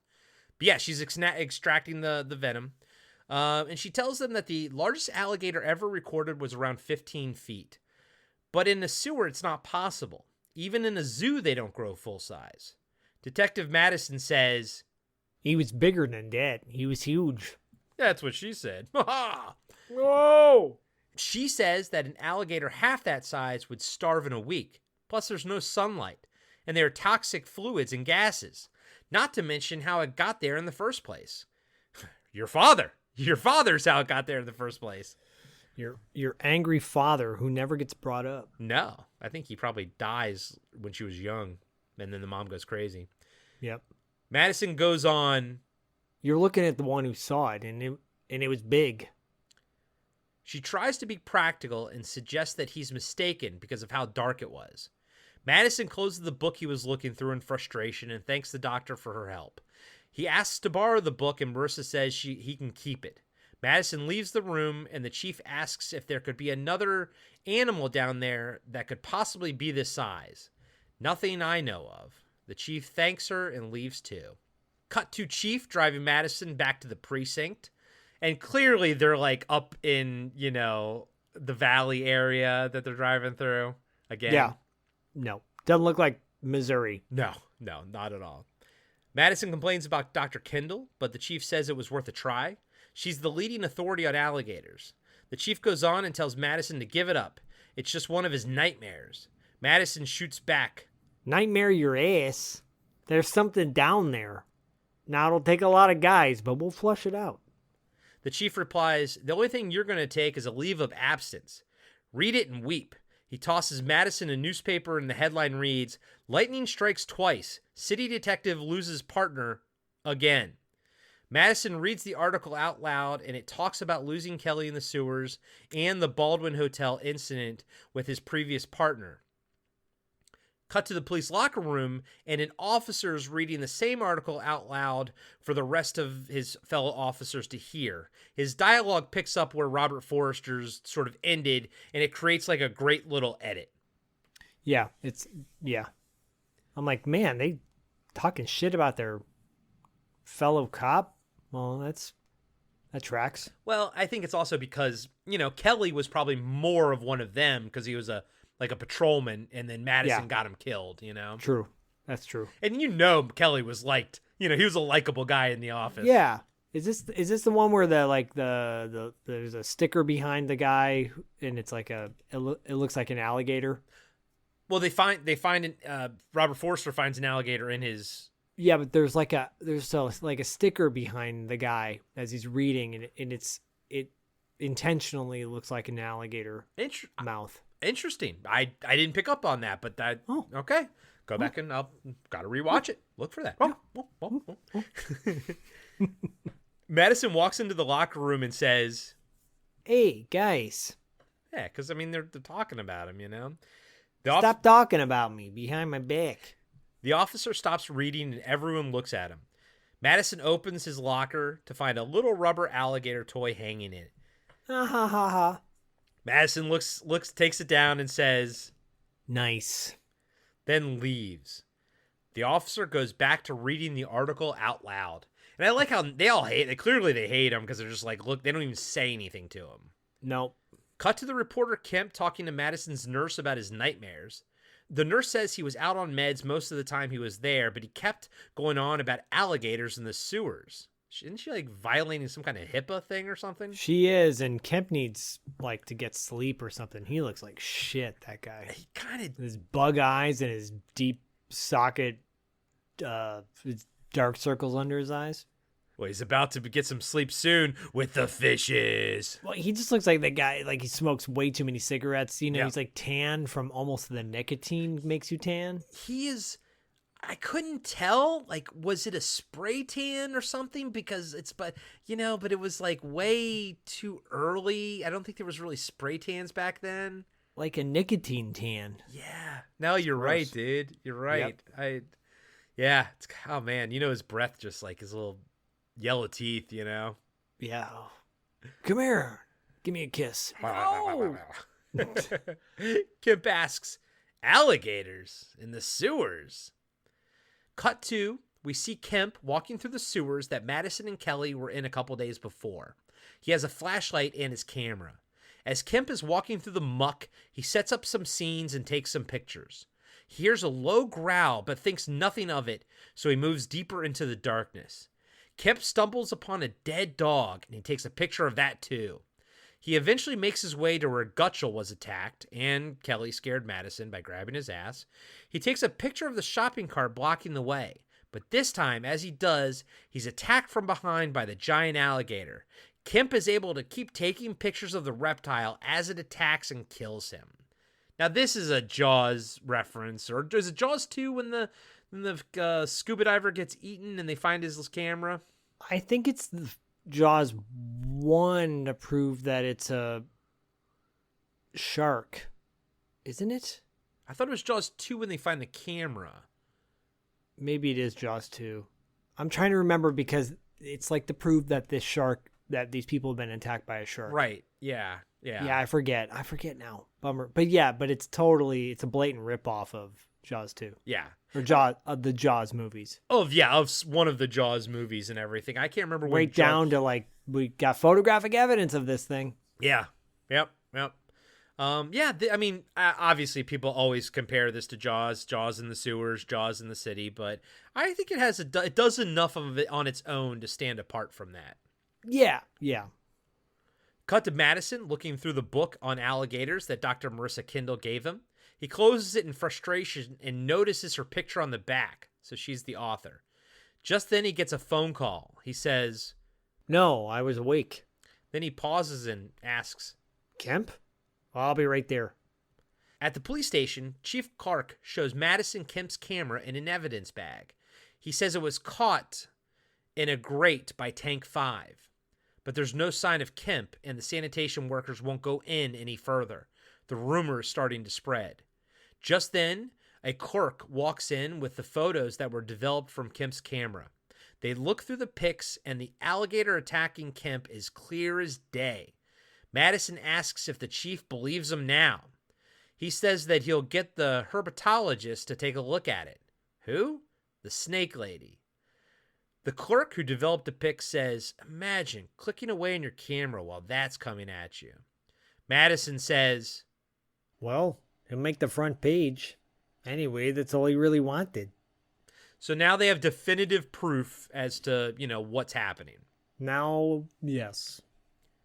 So now it's like, okay, so fucking cut Madison some break, other cut me police some officers. Slack, Jack. Yeah. Cut to a newsstand and the camera zooms in on the front page. It says, "Reporter takes pic of own killer." And you can see his hand in the alligator's mouth. That's pretty gruesome for newspaper. Yeah. We see a TV reporter standing next to a manhole with workers around it reporting about Kemp's death. At Detective Madison's apartment, he's watching the same news report while doing sit-ups. He changes the channel and another news reporter is standing by another manhole and reporting the same thing. He changes the channel again and the mayor is talking about it too. Madison changes the channel one last time and Dr. Kendall is being interviewed. She says that it's definitely an alligator, but it can't be that large. They don't even grow to the normal size in the zoo. Madison shuts off the TV and goes back to looking at a map. He's trying to pinpoint where the large reptile might be based on reported attacks. We cut to a SWAT team van pulling up next to a manhole, and a squad of guys go down inside. We see another shot of police officers setting up a fortified perimeter at one of the sewer entrances in the LA River, which is supposed to be Missouri. Yeah. They have bazookas and grenades and lots of guns. We see Madison showing the chief on a map where the men are and what they're doing. They're trying to flush the alligator out of the sewers and right into the trap that's been set up at the fortified entrance. Dr. Kendall walks up to the men as the chief asks, "What if it doesn't run?" She says, "It will," and goes on, "If you don't corner it, you'll be fine." Madison takes the chief aside and asks, "Who invited her?" The chief says, "David, we don't know how this thing's going to react. Maybe she can help us." A female officer tells Madison that all units are in position and hands him a radio. The officer on the other end says they are ready. Dr. Kendall walks over and apologizes for not believing him. Madison tells her not to lose any sleep over it, then radios the officers to commence operation. We see multiple officers and SWAT team members walking through the sewers making as much noise as possible by banging on pots and their nightsticks on the walls. We see some time has passed and it's dark outside now. Dr. Kendall tells Madison that she had an alligator once when she was little. She says her father found it dead one day, so she didn't get to keep it very long. His name was Ramon. Or Damon. Ramon! She goes on and says that they aren't very good pets anyways. Snakes are a lot better. Madison looks at her and says, "You're a weird kid, you know that?" She says she's not a kid. He replies with, "Anyone younger than me is a kid." That's a weird line. I'm like, what? And he's kind of a dick to her for most of the movie, but she's into him. He's a huge asshole to her. Yeah. In a little bit. Yeah. Yes. Marissa says that she's really sorry about his friend. That must have been a terrible thing to see. Madison doesn't say anything. Back in the sewers, the men are making their way towards the entrance where they have the trap set. We see the alligator glide through the water, but sort of no perspective on where it is, though. Madison mumbles something to himself, like, where's it going? The mayor pops up behind him and says, where did he come from? That's what I would like to know. The chief introduces Madison to the mayor. Oh, sorry, I used the chief's voice for the mayor, but whatever. Madison walks over to the barricade and tells everyone to get ready. They can hear the men banging on their pots as they get closer to the entrance. Someone calls out, hold your fire! And the men come out of the entrance, but no alligator. David says it's still in there. Somehow they missed it, but Chief tells them they gotta figure out what to tell the press. So they leave with the TV news reporters in tow. He says there will be a press conference in the morning. Dr. Kendall watches them leave. So this alligator's now killed at least 3 people, right? And yet they just they give it one shot to look for it, and then they're done. Yeah. Okay, sure. Okay, sure. we give up. Sure. Sorry, guys, we didn't find anything. It's probably gonna kill some more people, but we don't want to miss the game. It's on TV right now. Go Bears! Go Bears! The Chicago Cubs, I think, are on. They're playing the Yankees. That Don Mattingly, he's a pisser. That guy. And I love how Madison is in charge of the whole operation, but once nothing comes up, the chief's like, we gotta get the fuck out of here, man, and just grabs him and goes. All the other cops are like, well, what do we do now? Like, where's the orders? What are the orders? Yeah, we're done. Go home, guys. Get the rest of the day off. Every single cop in Missouri's there. Yeah. So crime has doubled in the past hour. Honestly, man, if you know all the cops are in the sewers looking for fucking a giant alligator, just go commit your crimes now. Yep. It's time. Let's go. Let's do it. Purge, baby. As the chief and Madison drive through the city, they are stopped by kids playing stickball in the street. The chief tells them to move and puts the police light on the roof of his car. I like how the kid's like, fuck you, and kind of This kid's funny. Yeah. So they they go by. As one kid stands by a manhole ready to bat, so they're playing stickball in This the is street. hilarious. So as one kid stands by a manhole ready to bat, the ground starts to rumble and shake. Everyone watches in disbelief as the giant alligator bursts out through the ground. One of the kids says, that's the one on the TV. And guys and gals, yes, they do have miniature sets where they put a normal size alligator inside of a miniature set to make it look big. And you know what? I don't hate it for it. It's doing what it's trying to do, you know? It's real. I mean, it's hilarious. It's hilarious. You gotta laugh at it. It's really funny. It is. This is one of those, you know what? Zach, correct me if I'm wrong. This is one of those movies where you could sit there and watch it and enjoy it as a movie, but it's also a one where you could sit there with friends and goof on it as well and have a good time with it as well. Oh, yeah, totally. But that doesn't take away from the fact that it can also be watched as a good movie, too. Yes. You're like, sure. I mean, it's good. It's good, but the special effects are so hokey. Yeah. You can't look at that and be like, oh, it's more like, oh, God. You know. Yeah, yes. Especially this scene. It comes out of the ground. You see the foam, the fake little cement floor or whatever breaking. It's so like 1950s schlock. But, you know, it is what it is. Yeah. It's a little Attack of the Killer Tomatoes. Yeah, no, you're not wrong, man. It's schlocky. It's definitely schlocky. But this is also the moment that they chose to turn into the new cover on the Shout Factory thing, which is so weak compared to the original cover. For the most part, Shout Factory's alternate covers are not that good. You just watched Valley Girl the other day. The Shout Factory has this cool idea of Nicolas Cage blowing gum and seeing the Valley Girl in his eyes or something like that. It's reversed. It's Deborah Foreman, and then Nicolas Cage is in her glasses, and she's that's blowing. Right. But yeah, but her eyes are the eyes are bloodshot. Is it like Nicolas Cage's eyes are bloodshot, or someone's eyes are blood? It's cool, but then they just miss the mark a little bit. Yeah, dude, I don't know. No, I'm with you, man. What I tend to do is I'd reverse the Blu-ray cover so that it's the original cover, and then put the new slipcase over it. So you can have both. But you're right, dude. I never thought about it, but 9 times out of 10, the Shout Factory redesigned cover is not as good as the original.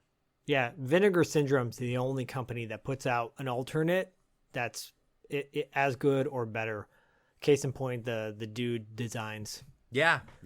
Fucking all of his designs are amazing. Yeah, we love him, and he did the Don't cover. argue with me about that, anyone, because it's true. I love him, man. He did New York Ninja. Did the cover for New York Ninja. Martial Law, Roadhouse, so many. Surf 2, Six String Samurai. Yeah, he did our split second cover that MVD put out. So he did.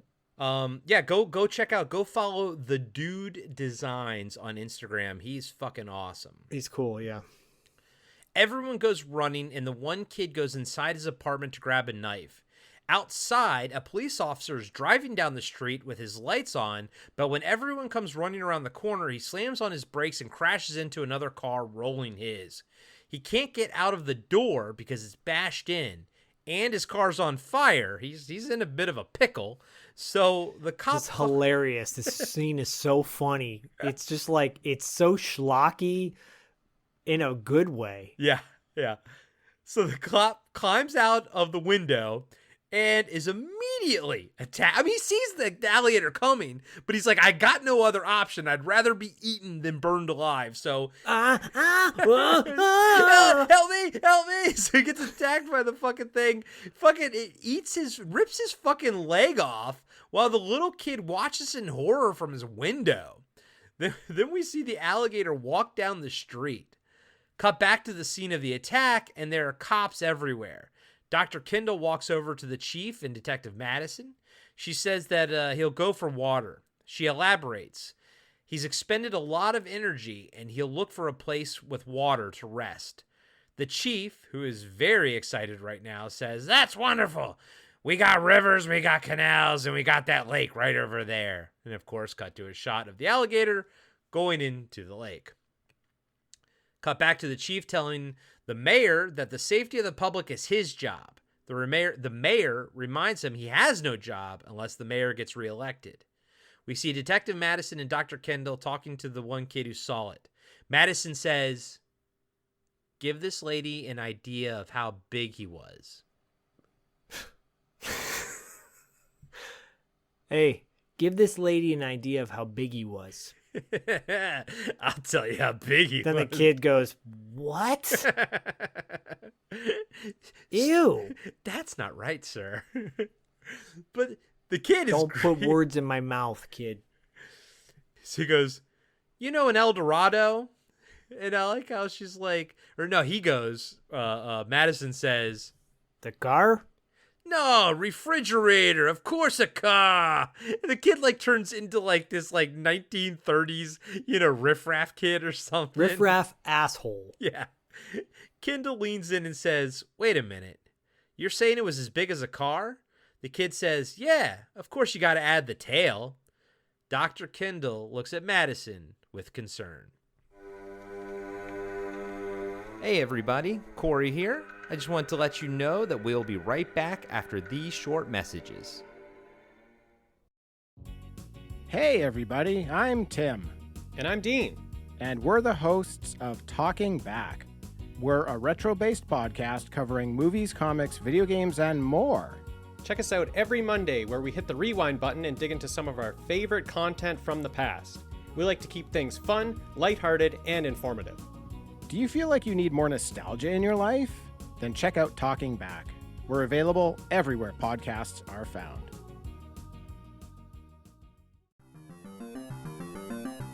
Hello everybody, I'm Adam. I'm John. And every week we are giving you a blast from our past. We are the podcast that brings you full-on movie breakdowns, TV show reviews, album reviews, top 10s, and more, all from the things of our nostalgic past. So please join us every single week on the Blast from Our Past podcast. You can find us on Spotify, Stitcher, Apple Podcasts. However you listen to podcasts, you can find us, and we would love to have you take a trip with us to the land of nostalgia. And now, back to the show. Cut to the next morning, and Dr. Kendall's making a plaster cast of the giant alligator's footprint in the mud by the lake. She says, "Look at the size of this thing." It's kind of like what Wedge says in New Hope when he sees the Death Star. We see Zach's just like, sure. We see a large crowd of onlookers is gathered around what is clearly MacArthur Park, which we saw in Out of the Dark and in many other movies, right down to the paddle boats and everything. Yeah, the paddle boats. You know, the ones in Missouri. And I'm clearly from Chicago. So they're there to watch the local police and National Guard search for Ramon by dropping grenades in the water to scare him out. Yeah, you know, because that's what you do. Fucking throw grenades in the water. Kill all the fish. Who cares? Who gives a shit? Fuck them. Fuck them. Dr. Kendall takes the foot cast to Detective Madison and says, according to this, it should be 30 to 40 feet long. David jabs at her. But it's an alligator. Dr. Kendall kind of gives him a look like, I know what you're doing. You're jabbing me a little bit there. Mm. Chief Clark comes over and introduces them to Colonel Brock, Henry Silva, who comes off like a real POS right out of the gate. It's great. It's great. He's a one-note character, but he does his job, and he does what he needs to do. He's like comedic, though, through the whole thing. Mm-hmm. Brock sees the explosions in the water and says in a disappointed manner, it's a wild animal, not a submarine. Yeah, I actually have sympathy. Like, I support him. Like, what are you guys doing? Yeah. He's like, you guys are idiots. Kind of has that look on his face. Yeah. The mayor says he flew Colonel Brock in to take charge of the whole operation because he's a world-famous game hunter. Detective Madison looks visibly annoyed by this and says, what the hell do you expect me to do? Brock says, just stay out from under my feet. Da-na-na. It kind of gives them, they kind of have this like pause, look at each other, you know, type of thing. The alpha dog, you know, big, big dog, kind of like, you know, it's who's the alpha here type of thing. You want to go or you want to kiss? What do you want to do? Madison grabs his jacket and says, start right now, guys. And he leaves. Detective Kendall tries to defend David by reminding them that it isn't his fault the alligator got loose. Colonel Brock looks at her and says, who is this pretty girl? In a very condescending manner. Piece of shit. Yep. Chief Clark introduces Kendall to Brock and says, oh yes, the lizard lady. Now you can go back to your books, as he shakes her hand. Kendall stands her ground and says they need all the help they can get. She's seen what this animal can do. Brock says back with bravado, well, if I couldn't get myself killed chasing it, what fun would it be? Foreshadowing. Foreshadow. Sales likes to do his foreshadowing in this script, doesn't he? A lot of foreshadow. Cut to Detective Madison. I could listen to your Chicago accent all night. Thanks. I appreciate it. Cut to Detective One of these days I'll book a gig using it. You know what? Maybe. What if your gig is a Chicago accent? Someone's going to write in. They're going to be like, that's not a good Chicago accent. You're not a good Chicago accent. And if you feel that way, send us a voicemail and tell us, show us what a good Chicago accent is. Yeah, because I'm just going off of like instinct, sort of. You're channeling your inner Robert Forster. And a little bit of Midwest. Chicago's Midwest. Yeah. Cut to Detective Madison walking through the crowd of onlookers. Multiple people are selling alligator toys and souvenirs. It's a gauntlet. Finally, a guy with a live alligator baby in a shoebox shows it to David, and he calls over 2 patrolmen to arrest the guy for... He's being a creep. Possession of an endangered species, whatever you like. Detective Madison leaves the scene. I'm leaving. Cut back to Colonel Brock, still down by the lake. He's giving an interview to a young female reporter and is very sleazy about it. And I feel bad because she has to act like she's, into it. He starts out the conversation with, you're very pretty. But that's his whole gimmick, though. He's a sleazeball. Yeah. Is he like that in every movie? No. It's just Colonel Brock. Yeah. And he's Duke, and I mean, he's different in everything. He's a pretty versatile actor, actually. He wasn't ever a Bond villain, was he? I don't think he was, but he's played, like that. His caliber. best villain role, I think, is in Above the Law. Okay. I think that's the one where Seagal,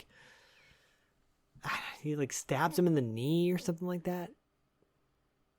I don't know. Go back to listen to our William Sanderson interview where he talks about working with Seagal in Hard to Kill or one of those movies. Oh, our William Sadler review? Sorry, go back and listen to our William Sadler interview where he talks about working with Seagal in Hard to Kill or whatever movie he did with Seagal. Yeah. And Seagal loves his super violent kills in movies because the way he does something to Silva in Above the Law too, which is really messed up. Like he stabs him in the leg or something like that. I forget what. Well, in fucking Under Siege, man, he fucking sinks that knife right into Tommy Lee Jones's top of his head and then smashes his head into. Even as a kid, that whole movie had a certain vibe, and then that kill, I was like, Jesus. I got a upcoming $2 6 question segment with an actor in a couple months who did a movie with Seagal. It talks about well, you'll just have to hear it. It's really funny. He's like, this actor said, I don't usually talk shit about people because, there's always something redeeming. He goes, but that guy, I have no problem talking about. Yeah. Well, fuck Steven Seagal. He's also a Russian asset too. Apparently he's just over now hanging out with Putin, the biggest piece of shit in the entire world. I stopped liking him the minute he showed up at Brandon Lee's gravesite and claimed to be a friend of the family, and they had to issue a statement saying that we don't even know Steven Seagal. He shows up on the day of Brandon Lee's funeral. I have never heard anything good said about Steven Seagal. He's a jerk. Yeah. But I do like some of his movies, so there you go. Yeah, I mean, yeah, me too. Me too, dude. Me too. And I go back to I like the movies that he did before I knew he was a jerk. Yeah. And Yeah. And we're not talking about Steve Martin the jerk. No. Where's my dog Shithead? Somebody really hates these cans. Doesn't he think he's black? Yes, he does. Yes, he does. So good. The jerk. Oh man. So yeah, so funny. I know. So he also talks about how alligators vocalize and attract mates. That was the joke that I was doing earlier. Very poor joke. Probably lost 5 people listening at the beginning. Well, of this episode. my bearded dragon had an erection, so there you go.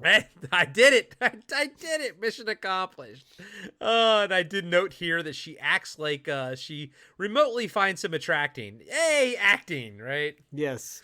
And if anyone's wondering, yes, I actually do have a bearded dragon. That's not code for something else. No, it's not code for Zach's boner. If Zach had a boner, he would just say, I have a boner right now. He would say it like in Superbad. I have a boner. I probably would not. Cut to Doctor. What is your bearded dragon's name again?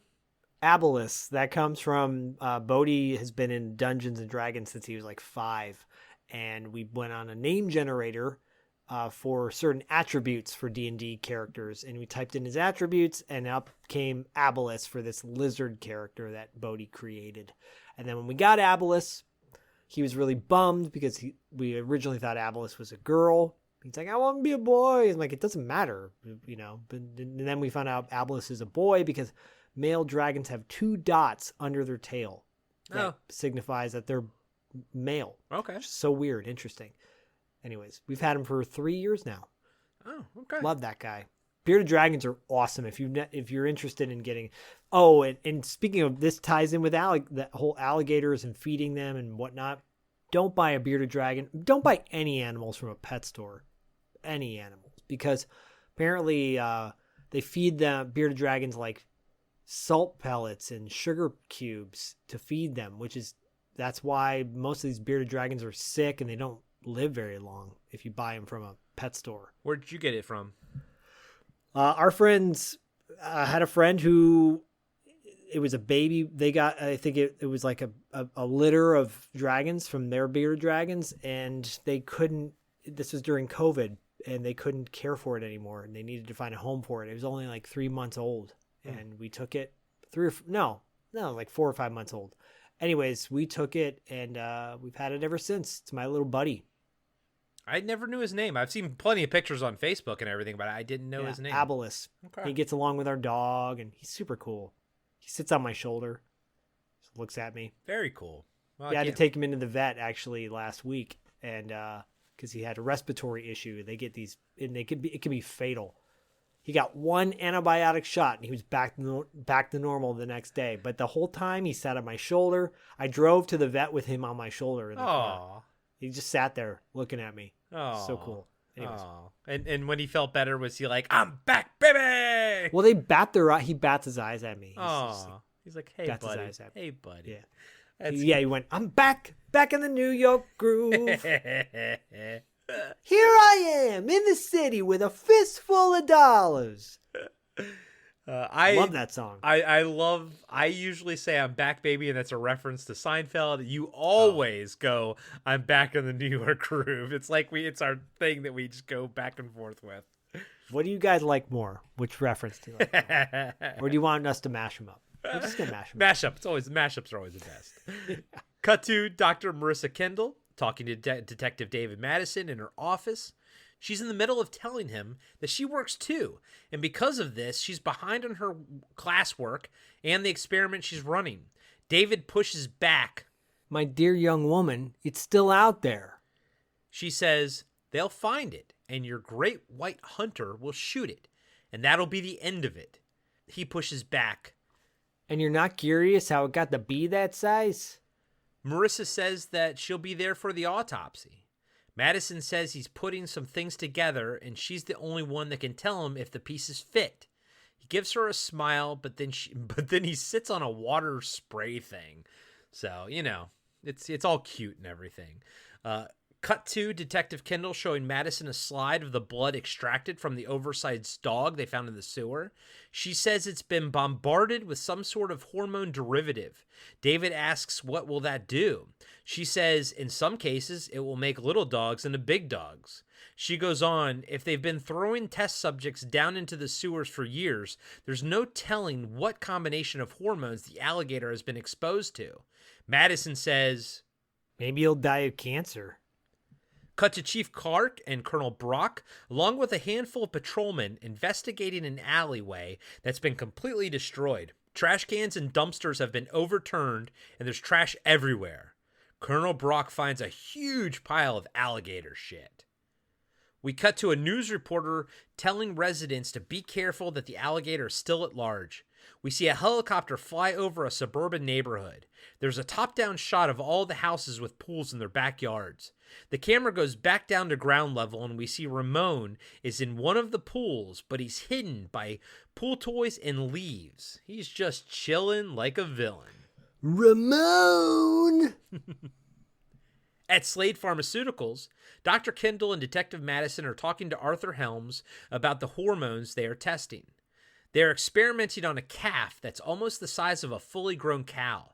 The scientist says, "The world has a food shortage problem. We're trying to do something about that." Oh, interesting. Kind of timely, right? Marissa asks about a synthetic testosterone they developed and asks why it didn't go to market. The side effect was that it gave the subject an insatiable appetite. Arthur says he has a lot of work to do, so if they have any more questions, Madison says, "Yeah, what would Slade Pharmaceuticals pay for a hot lopsa? Whatever the fuck it's called. Whatever the fuck that fucking breed is called. Lap Chong, that Chinese sausage. It's delicious. I eat it up daily. I love lopsa. Anybody got any scrapple? Have you ever had lap chong, by the way? It's delicious. I just love your lopsa. Lopsa. Because, guys, I'll feed. Zach doesn't have a script or anything, so I'll just kind of feed him the lines and I'll trim it so you guys won't hear me talking.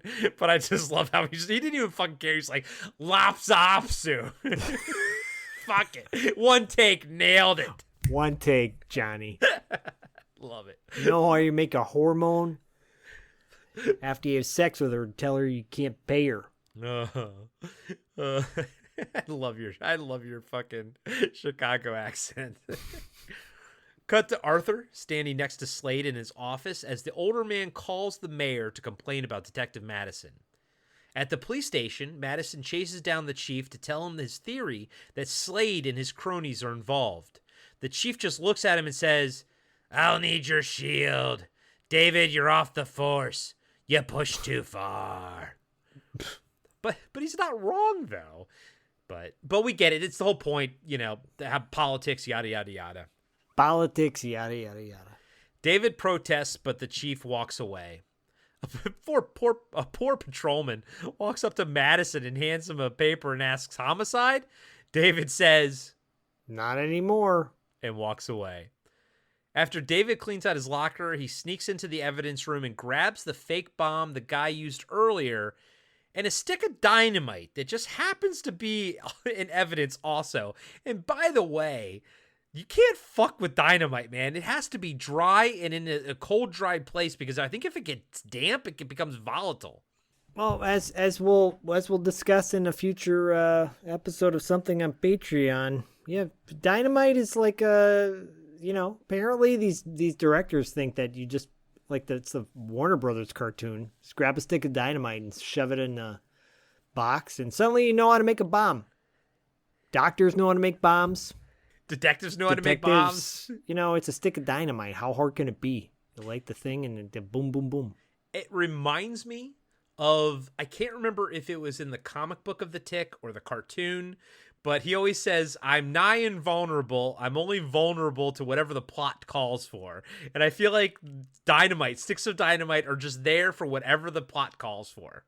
Yeah. No wonder kids in the 80s thought, oh, I'm going to blow shit up. Because it's so easy. No one gets hurt. No one gets hurt. No one blows their fingers off or anything. Nah. God, I remember seeing a Maury Povich episode where they had people who survived from explosions. Oh, like firecracker explosions or actual big explosions? Like M80s firecrackers and people who tried to commit suicide but it didn't work. They still lived. One guy's tried to blow his face off and half his face was gone, but he was still alive.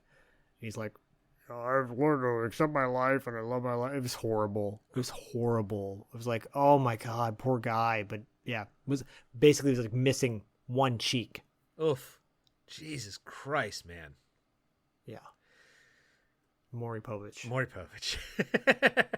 I liked it better when he was doing "You Are Not the Father." I know. What? Another reason why our society's gone down a hellhole. Yep. Shows like that. Yep. Even though we both watched it, but yeah, pretty much. Yeah. Yep. Cut to David talking to Marissa in her lab. He says he got canned. I got canned. Again, Zach does a much better job. I like when you do it. Apparently they stepped on the wrong toes. She asks how he feels. He says he's always worried He says he was always worried that he was going to get fired, and now that it's happened, he feels wonderful. Marissa asks what he's going to do now, and David says, "Go out there. I'm going to find that alligator, kick its ass." He does a really cool key flip grab thing. Did you notice that? Yeah. Like he grabs it behind his back type of thing. I like that. Yeah, he's cool. I'm a cool guy. He's cool. I do the thing. It's like Harvey Keitel snapping his fingers on the lighter in Reservoir Dogs. Yeah, dude. I picked that up with a Zippo from Out of Sight. His nervous tick in that was flipping the Zippo to where you kind of pop it open. And I learned how to do that because I was a smoker back in the day. But I'm telling you, man, it took me a solid few days of trying it and having the Zippo fly past my head and everything. But I got to the point where I can fucking do it and then do the fucking light the Zippo on your leg or something. Yeah. I miss smoking. No, you don't. I don't, but I do also. But I don't, because I did take a drag off of my sister-in-law's cigarette 3 years ago, and I hated it. And I was like, oh, good. I never want a fucking cigarette ever again. Good for you. Good for you, Jack. There's a lot of Seinfeld references in this episode for some reason. There's no Seinfeld connection, but yet here we are. They put an alligator in the sewer.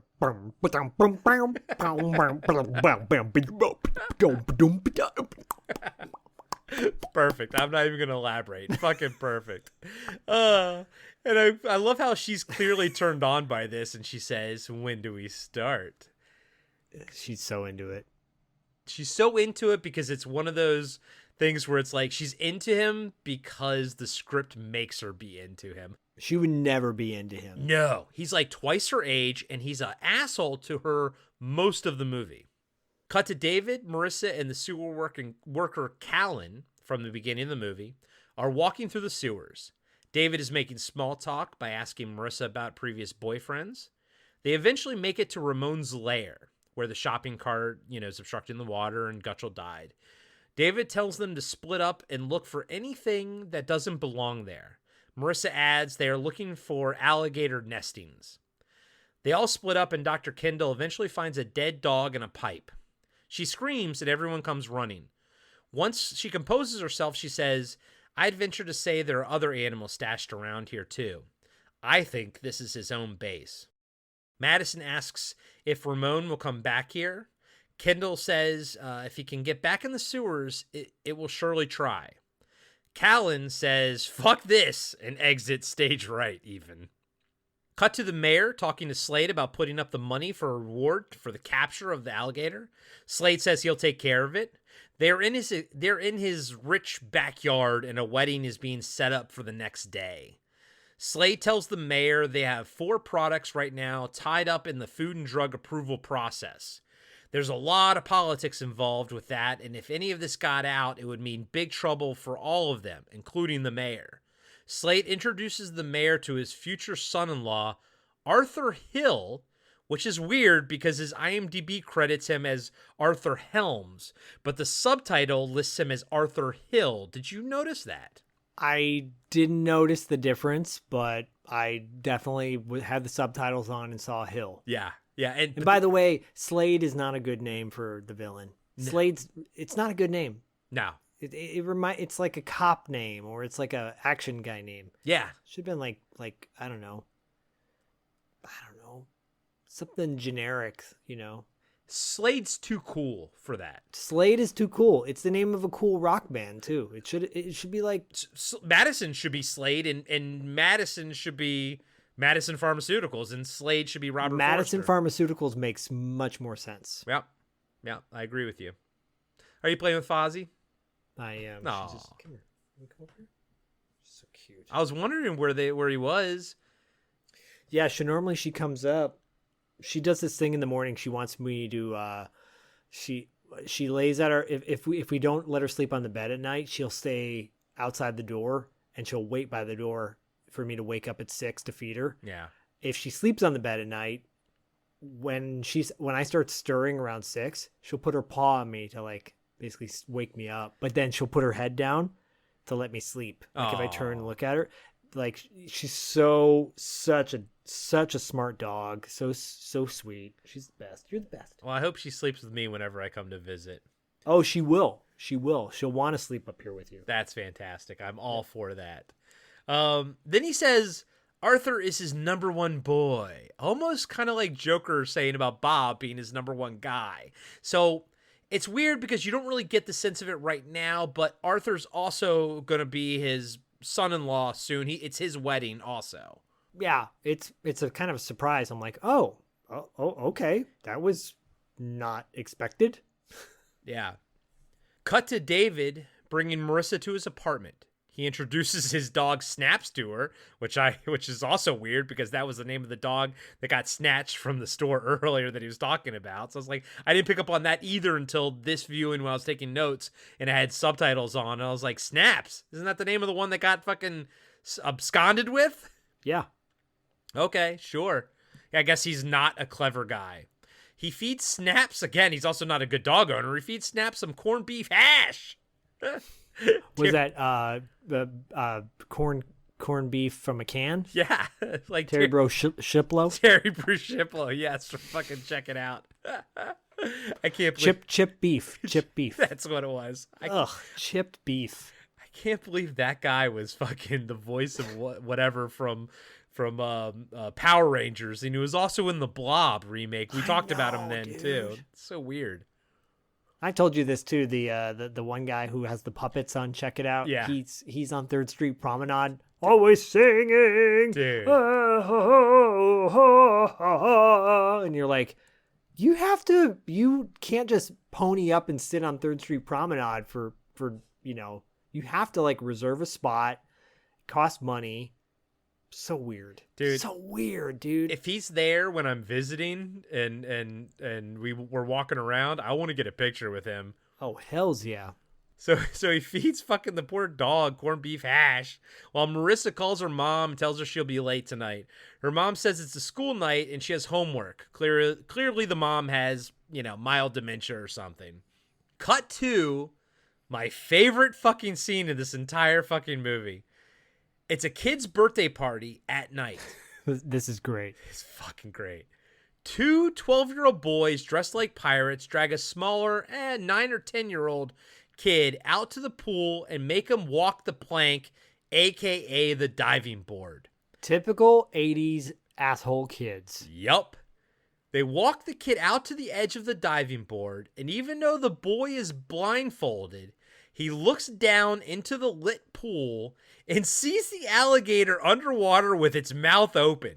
He screams as the other 2 boys push him in, and Ramon eats him whole. It's fantastic. And the kids are like, I'm just going to walk away slowly. It's like, oh, shit. We see blood in the pool and everything. But, dude, only in 1980 can you watch a fucking 9-year-old kid. Then there's a shot of him in the pool getting eaten. You see it. And this is not like fucking the Kittner kid getting rolled over in Jaws, which is still one of my favorite scenes because I love seeing the dorsal fin roll, But this, you see him go into the creature's jaws. I'm like, holy shit. Yeah, it's horrible. It's one of the few sympathetic deaths in the film where you're like, no, poor kid.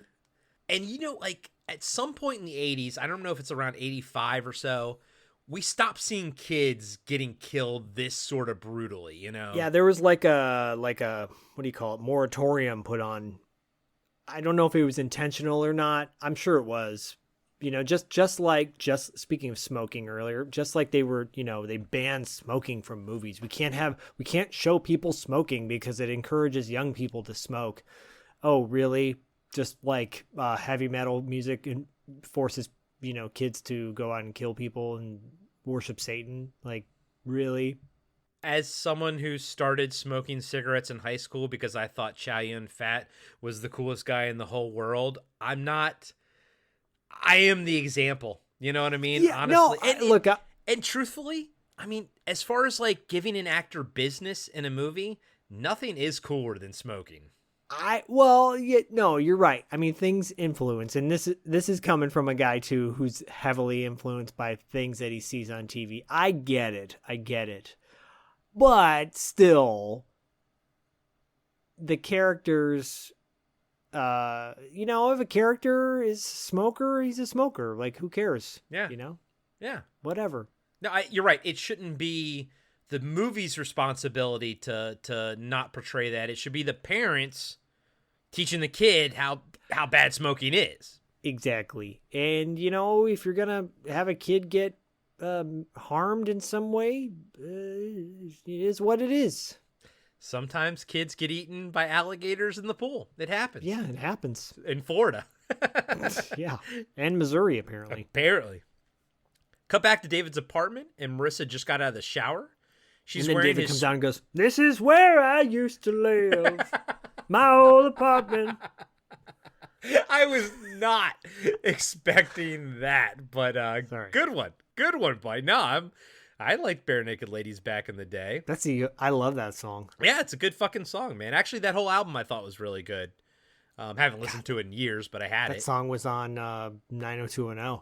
Oh man, I used to watch that show back in the day too. And My brother was it used to- Pacific Heights, man? How Pacific do you Heights. talk to an angel? No, in the Heights. Oh, the Heights. Yeah, sorry. Pacific Yeah. Heights was a movie, right? Pacific Heights was the movie with Michael Keaton and Melanie Griffith and what's his face from Stranger Things and Vision Quest, Matthew Modine. Yes, and then Beverly D'Angelo in a small role. And then Pacific Blue was with Alec Baldwin on the cover with a cop with a gun or something like that. No, that's Miami Blues. Miami Blue, that's right. Yes. And Pacific Blue, I feel like could have been a TV show. That might have been the one with Rick Rossovich where they were the bicyclists in Venice. Jesus, man, you're Bike like cops. you are IMDb. You're like a walking fucking IMDb. This is where I used to live. My brother used to sing the Chickadee China one. The Chickadee China, the Chinese chicken. Yeah. He'd make up his own lyrics. He'd go, Chickadee China, the Chinese chicken. Pinch your foreskin and your dick will thicken. Watching X-Files with my pants down. My butt is brown. I drink whiskey downtown. And I'm like, what is that? Is this Sean or? This is Eric. Yeah, I figured. Yeah. Oh, where the fuck was I? Sorry. That's okay. The kid just got eaten and we went on a tangent. Everybody's like, God, this is my favorite movie just got ruined again. By Chickadee China, the Chinese chicken. The bare naked ladies. Shout out to all our Canadian listeners. Eh?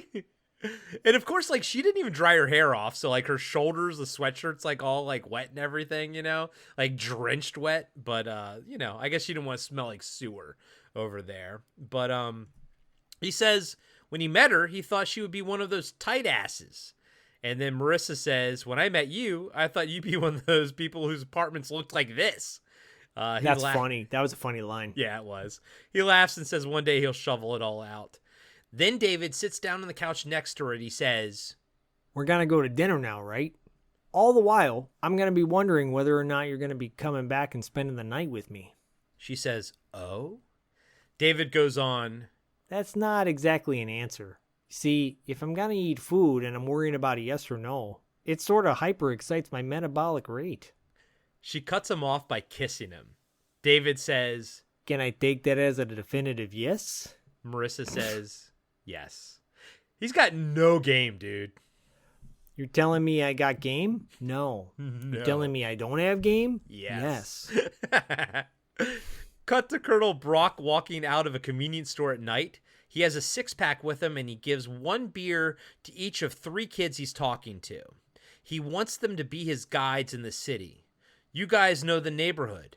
Every expedition needs its bearers, its native guides. He promises to pay them each $10 a day. One kid asks for $20, and Brock laughs and agrees. Cut back to David's apartment, and he's telling Marissa what happened at the Baldwin Hotel while they're both in bed. And before we talk about the dialogue, I guess they had sex before dinner, I guess? I mean, do you blame him? No. It's always better to have sex before dinner, at least, especially like when you're early on in the sex game. Yeah, don't be like Hulk Hogan and go over to Bubba the Love Sponge's house and have sex with his wife and have it videotaped and then complain about how he had sushi, brother. God. I didn't make that. I didn't agree to make a tape.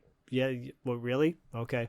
You had no idea that was happening. That was a low point for old Thunder Lips, wasn't it? Man. That was the beginning of the end of yeah. Again, another guy, 80s Hogan, give me 80s Hogan any day. I love 80s Hogan. Now Hogan? Nope. Pass. Sometimes you live long enough to become the villain, right? Yep. Your heroes can't always be cowboys.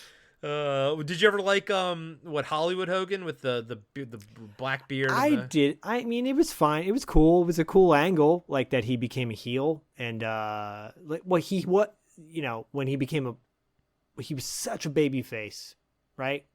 And then suddenly like turned. It was huge. It was huge, but then it became so ridiculous at that point. You know, with him playing air guitar every time he came out to the ring. It wasn't cool anymore. When he turned heel, it was cool. It was like, oh my gosh. Hulk Hogan's turning heel. This is huge. Fans are throwing trash in the ring. But then it just got played out, tired.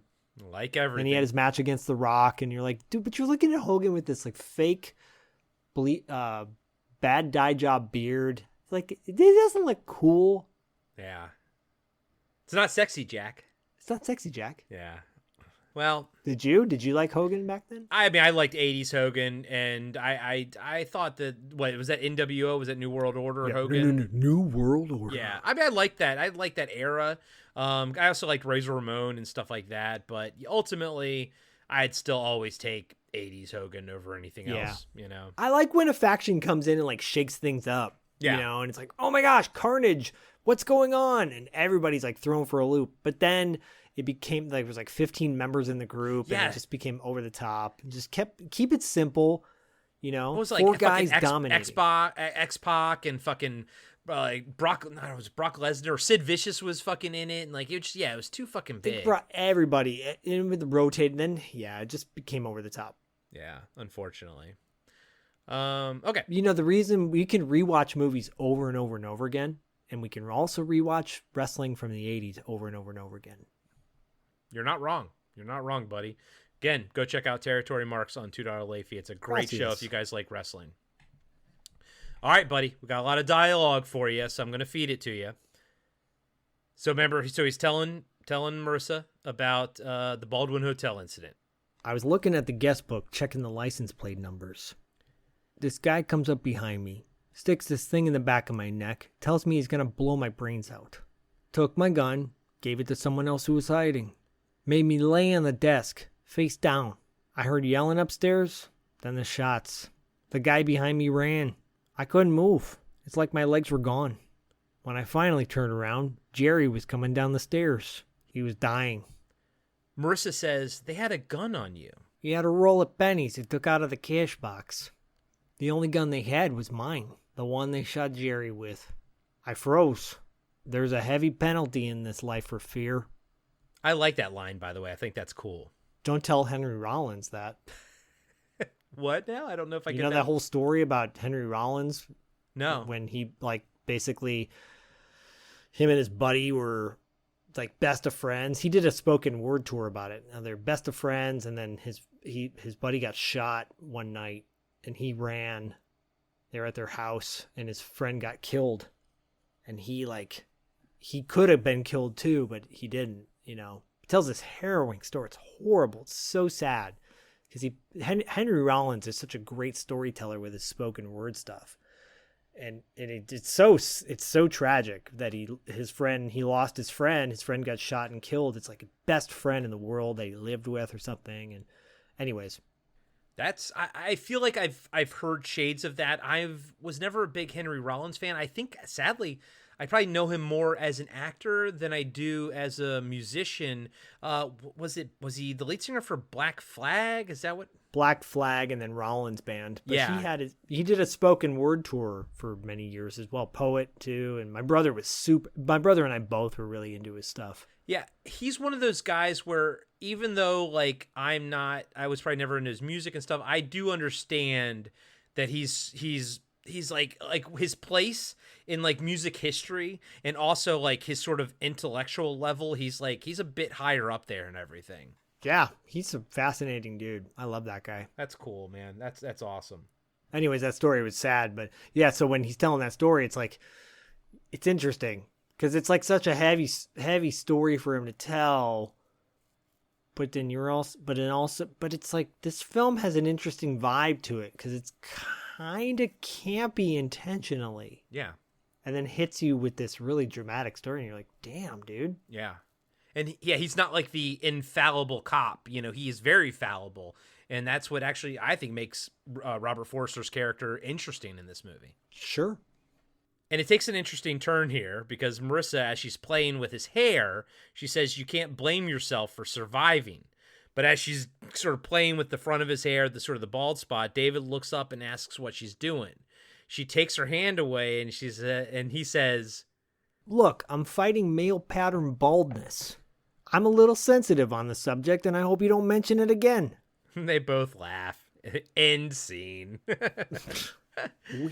Weird. Like, why? It's weird. I know. I mean, it's so weird. It's his thing, though. It's Robert Forster's thing, man. And I'm sure, in my mind, I'm sure he's like, people are going to relate to this. This is like, it's something, and then, yeah, maybe it's true. Yeah. But it's interesting. What I don't relate to is someone who has the same hair pattern as him. Not Zach, by the way. If you guys don't know what we look like, Zach has a very thick, full head of hair. I shave mine down to like a number 2, but you can see, Zach, I'm clearly have the same sort of pattern as him. But here's the thing.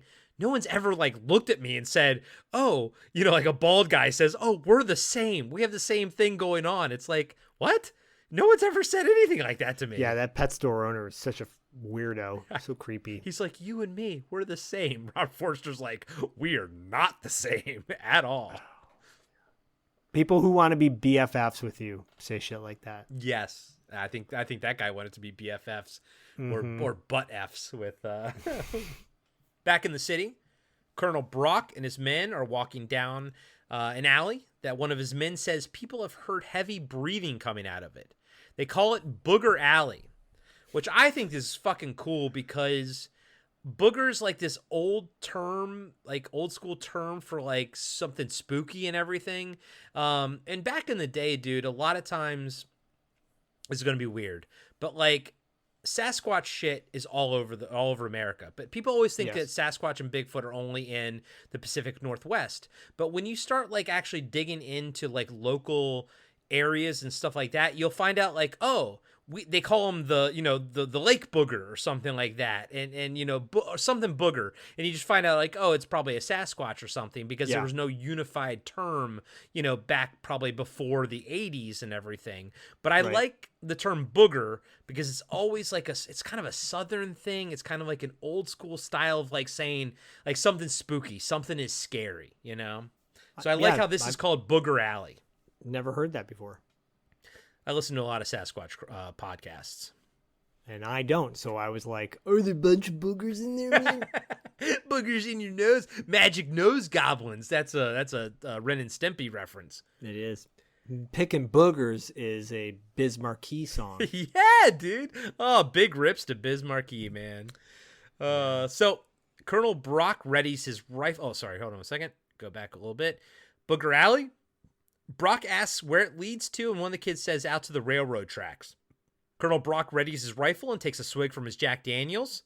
He tells the boys to follow him, but they say no. Not in this jungle. They say, we'll see you on the other side. Brock says, no backbone. Must be the environment. Then heads into Booger Alley. The lead kid, who gets $20 a day, decides to follow Brock in. The two slowly make their way into the dark alley. We see a shot of Ramon the alligator watching from beneath a pile of trash. Brock is startled by a cat knocking over a trash can, but then hears a growl and sees Ramon's shadow from around the corner. The great white hunter ventures deeper into the alley and approaches a pile of trash. Just then, Ramon pops out and Brock fires his rifle. We hear Colonel Brock yelling as the lead kid rounds the corner to see the man inside the jaws of Ramon. The kid grabs the gun while Brock yells, pull me out! Pull me out! But the gun is jammed and the kid runs away. Brock screams as he's eaten whole. It's cool. It's a pretty cool looking death. He gets the most kind of munch time. Because it kind of like every bite kind of pulls him in further and he's trying to resist it to the point where he just is pretty much gets eaten fucking whole. Yeah. It's a horrible death. It's a horrible death. There's only been one hunter in a movie that I wished hadn't gotten killed. That was Simon McCorkindale from Manimal, who was in Jaws 3. Yep. I liked him so much in Jaws 3. And then you remember he's like half digested in Jaws, still has the grenade in his mouth. Yep. And so, bummer. I love that dude, by the way. Yeah, no, I do too. We talked about Manimal on TV Obscura. That movie's burned in my brain. I saw that in the theater as a kid, and it kind of traumatized me a little bit. Yeah. And he was one of it. Like, I agree. Same as you, especially as a kid too, because you think he's going to survive because he seems cool. He's got that look and everything. But also like he doesn't get eaten, so he's like just kind of dead inside the thing's mouth. I always thought that was very morbid. Yeah, I gotta revisit that. I know Erin Gilmer talked about it on her podcast, Manic Movie Monday podcast, I think, right? Didn't she do a Jaws 3 episode? I think so, but I also know that Tim from Talking Back unabashedly loves that one. I mean, he's aware of it's not a great movie, but he loves it though. I want to revisit it. It's been a while. It's been a while. I always like Jaws 2 as well. I would like to revisit. Jaws 2 is good. I've seen Jaws 1. I watch it, every fucking year, summertime. But I'd like to revisit Jaws 2 and 3 again because I don't. Jaws 2 is hilarious because the opening shot of that woman who just grabs a fuel can and accidentally, quote unquote, dumps it all over herself and then sets herself on fire. Oops. This kind of ties into what we're talking about here, alligator, people getting eaten. In Jaws 2, the death that disturbed me the most was the babysitter who's helping the little kid up on the boat, and then she just gets eaten fucking whole by Jaws. And as a kid, I was like, she didn't deserve that,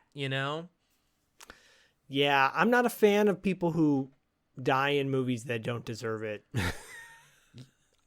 In those kind of settings, where it's like or how about this? They don't deserve a high level of horrific death for being good, Yeah, or someone. Yeah, exactly. Side note, part 2, the new Meg movie that's coming out this summer looks phenomenal. Oh, buddy, I will want to see that opening night. Dude, I love the first Meg movie because I love shark movies. I just picked up a used copy of The Shallows for $5, which is a great shark movie if you've ever seen it. With what's her name? Did you ever see The Shallows? I saw pieces of it on TV one night. It's good. I recommend it. It is good, but. Dude, Ben Wheatley is directing the Meg 2, and I've never seen it, but everyone says the Kill List is fan-fucking-tastic. Everyone says Free Fire is good and High Rise. Like, all of his fucking movies are good, but I have seen... in 2021, he did this movie called In the Earth it's a weird horror thriller thing about... people trying to communicate with mushrooms, and it's weird. And I just found his style to be so interesting, and he makes these weird, quirky movies, and then he's doing the Meg 2. It's like I love it. Yeah, I love it. Me too. I hope he. I mean, from what I saw in the trailer looks crazy good. So bring it on. Yeah, man, I'm with you, buddy. I'll be right there with you. All right, guys and gals, we're getting close to the end of this thing, so. We'll barrel through. At the Chinese restaurant, David and Marissa are eating dinner. He's talking about how he studied history and psychology in college, then decided to become a cop. It's what he always wanted to be. Just then, 2 beat cops walk in and say hi to Madison. He asks how they're doing. I thought you guys would be out beating the bush with Jungle Jim. One of the cops says they just scraped him up over at Marquette Street. The other cop says there wasn't much left of him. We're pulling double duty looking for this damned animal. David and Marissa look shaken. He says, it's his own damn fault. She says, I understand how you must feel. David, sort of looks at her and shoots back. Hey, don't understand me so quick. She is clearly hurt and gets up to leave. Dick move. Yeah. And she's kind of leaning on his shoulder. After he says it, he kind of looks at her like, get off my shoulder type of thing. They clearly are now a couple. She's into him and he's into her. And then he totally just the guy has repressed anger issues, Yeah, it's like he doesn't know how to yeah, you're right. It's just repressed anger stuff, and it's clearly someone who's probably hasn't been in an actual relationship in a long time. Yeah. She's clearly hurt and gets up to leave. She gives David money for her half of the dinner, and he just says, your mom will be waiting. What a dick. What a dick. Dude. She's wearing his sweatshirt, and she's 17. He's 47, so she's an interesting, quirky character and cool. She's cool. She's a cool character. And he has his moments where you're like, no, you're not a good guy. This is one of them. Agreed. Cut to a nightmare David is having about Kelly getting eaten in the sewers.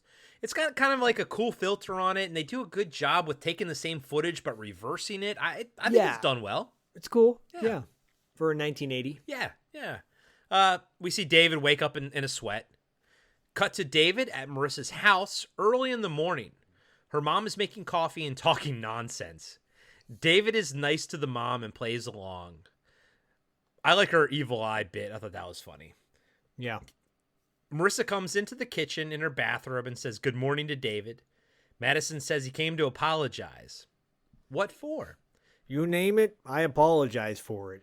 And I'm going to call bullshit. That's a cop-out. If someone comes to you and says, I want to apologize, what for? Well, you tell me what I'm apologizing. You don't know what you're apologizing for. I think that's a dick move too. I also, I want to piggyback on that. When people say, I'm sorry if what I said offended you. Yeah. Because that's not them apologizing. It's putting it on the other person.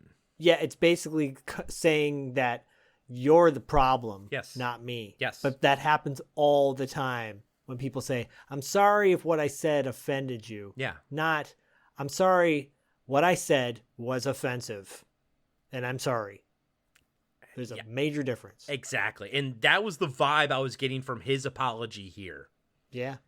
But since this is a movie and Marissa is written to have no self-esteem, they go up to her room and she asks what David needs from her. He throws her on the bed and says, what does anyone need anybody for? You're the country's leading herpetologist. You have a wonderful mind, a doctorate degree, and beautiful tits. I'm just glad I got to make you say that.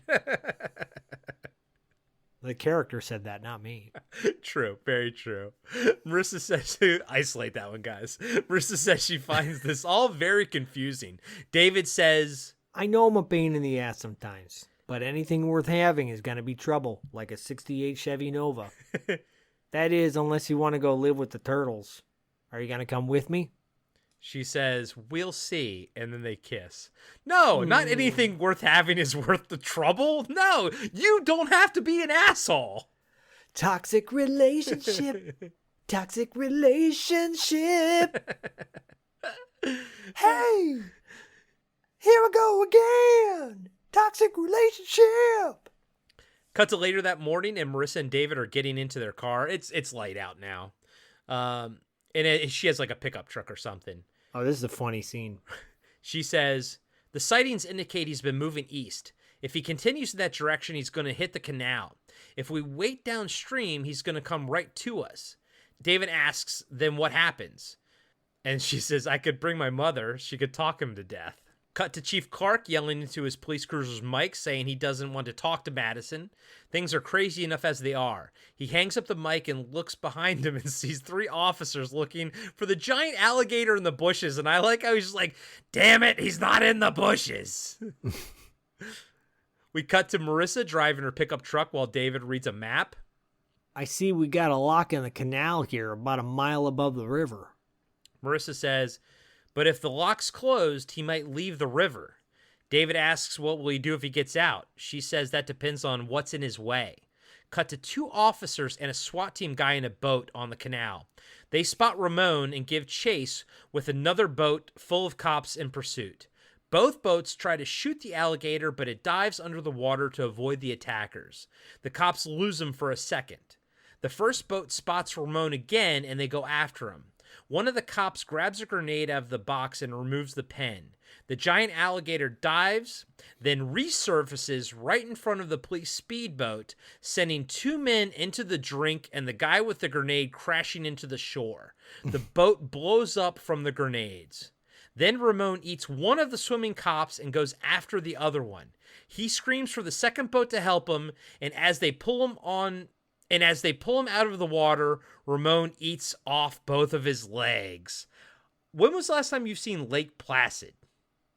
When it came out. Okay. Did they do this scene in Lake Placid? Sort of, when there's a scuba diver at the beginning, and then, you know, he's like getting attacked, and the cop pulls him out of the water. Someone pulls him out of the water, and he's like eaten in half, essentially. Oh, yeah. Yeah. I think, I mean, Lake Placid owes a lot to this movie. Oh, for sure.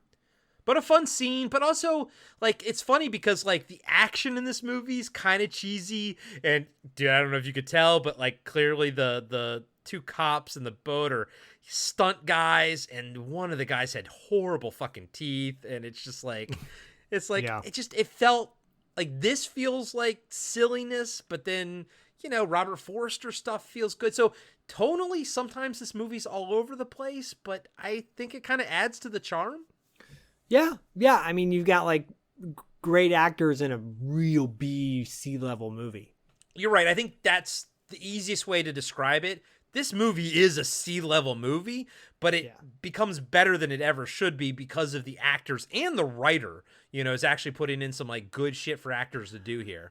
It reminds me a little bit of what they did like with that Piranha Double D or whatever. The first one was much better. Wasn't that bad, actually, the remake of Piranha. And it had a great Adam Scott, I think, is in that. Yeah. But like Richard Dreyfuss before he went to Cuckoo Train, and Christopher Lloyd is in it too, I think. Yeah, the first Piranha remake is a good one. The second one, the Double D one, is fucking terrible, but the first one is good. Yeah. Chief Clark is in his car speeding down the road, asking dispatch where the creature is now. They tell him 1.5 miles up the river. He tells dispatch to get every unit available to the Slade mansion. Back in the canal, Dr. Kendall is asking one of the policemen which way Ramon went. He says it walked down there about 200 yards. Just then, David comes in and whisks her back to the truck. He knows where the Alligator is heading, right to Slade Mansion. Cut to Slade Mansion, and the wedding is in full swing. There are rich old people and hired help all over the place, dressed up and ready to be served to Ramon. There's a band playing, and Arthur and his bride are cutting the cake. Old man Slade is trying to impress a young lady with a stupid story and keeps getting pissed at the mayor when he interrupts him. It's a funny little dialogue scene. Yeah, because he's like explaining how to basically barbecue or something like that, and like how to get the hickory chips just right, which is an art form. I understand people do really like take pride in that, how to barbecue properly. But the mayor is such a suck ass, like watching him and like constantly commenting, and it's my favorite scene in the movie because it's so silly, and it's so intentionally silly. It's not meant to be serious. And Slade looks so annoyed. It's really funny. It's a fun scene. Slade keeps like fucking shooting ugly looks at him and everything, you know? Like, I'm trying to pick up on this lady here. Yeah. Just then, someone screams and points at the woods behind the reception. Ramon is there, right behind some poor waiter. He roars and eats the young lady while people run in terror. Arthur and his bride look up with cake on their faces. Security guards try to shoot Ramon while others take Slade to his limo. The bride is knocked into the pool by people running away from the rampaging beast. We see Ramon use his massive tail to send guests and staff alike flying through the air. At the limo, Slade gets in the back and closes the door as the driver gets in the front. The mayor turns around to see Ramon eating Arthur, and that was something I couldn't pick up right away, but it is him. You can see the actor barely. It was bad directing. They should have had a good, like a pickup shot of the actor's face, but you don't really get to see him, but if you pause it, you can tell it is him. Yeah.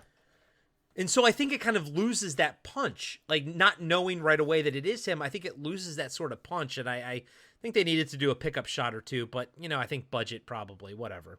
Yeah. Then when he turns around, the mayor, that is, he can't get in the car. Slade locked it. Ramon walks over to the car and grabs the mayor in his jaws. And I love this. He then uses the mayor's head as a battering ram against the limo's window. Awesome. I love that. Slade yells for the driver to get them the hell out of there, but he's too shocked watching the mayor die. Ramon bashes the front of the car in with his tail, killing the driver, then goes to work killing Slade by destroying the limo with him in it. Dr. Kendall and Madison pull up in front of the gate of Slade Mansion, demanding to be let in. When security refuses, David pulls out his gun and changes their mind.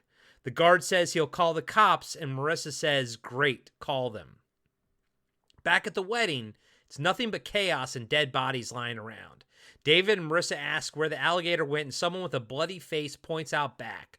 They go running into the woods. Now, this attack scene is the climax of the movie and everything, and I wish there was a bit more gore. I wish there was a bit more people getting eaten, and I think that the director missed the mark with maybe making, I didn't want to see the hired help get eaten. You know what I mean? Yeah, we want to see the bad guys get eaten. And we do, but the first person we see is some poor female waitress getting fucking straight eaten.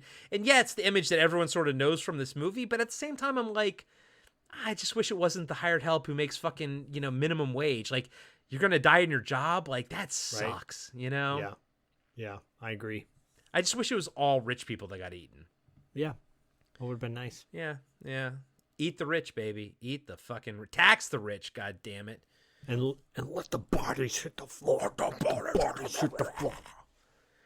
David and Marissa come across 2 broken fences, and it leads them to a giant storm drain. She says he's heading back to the sewers.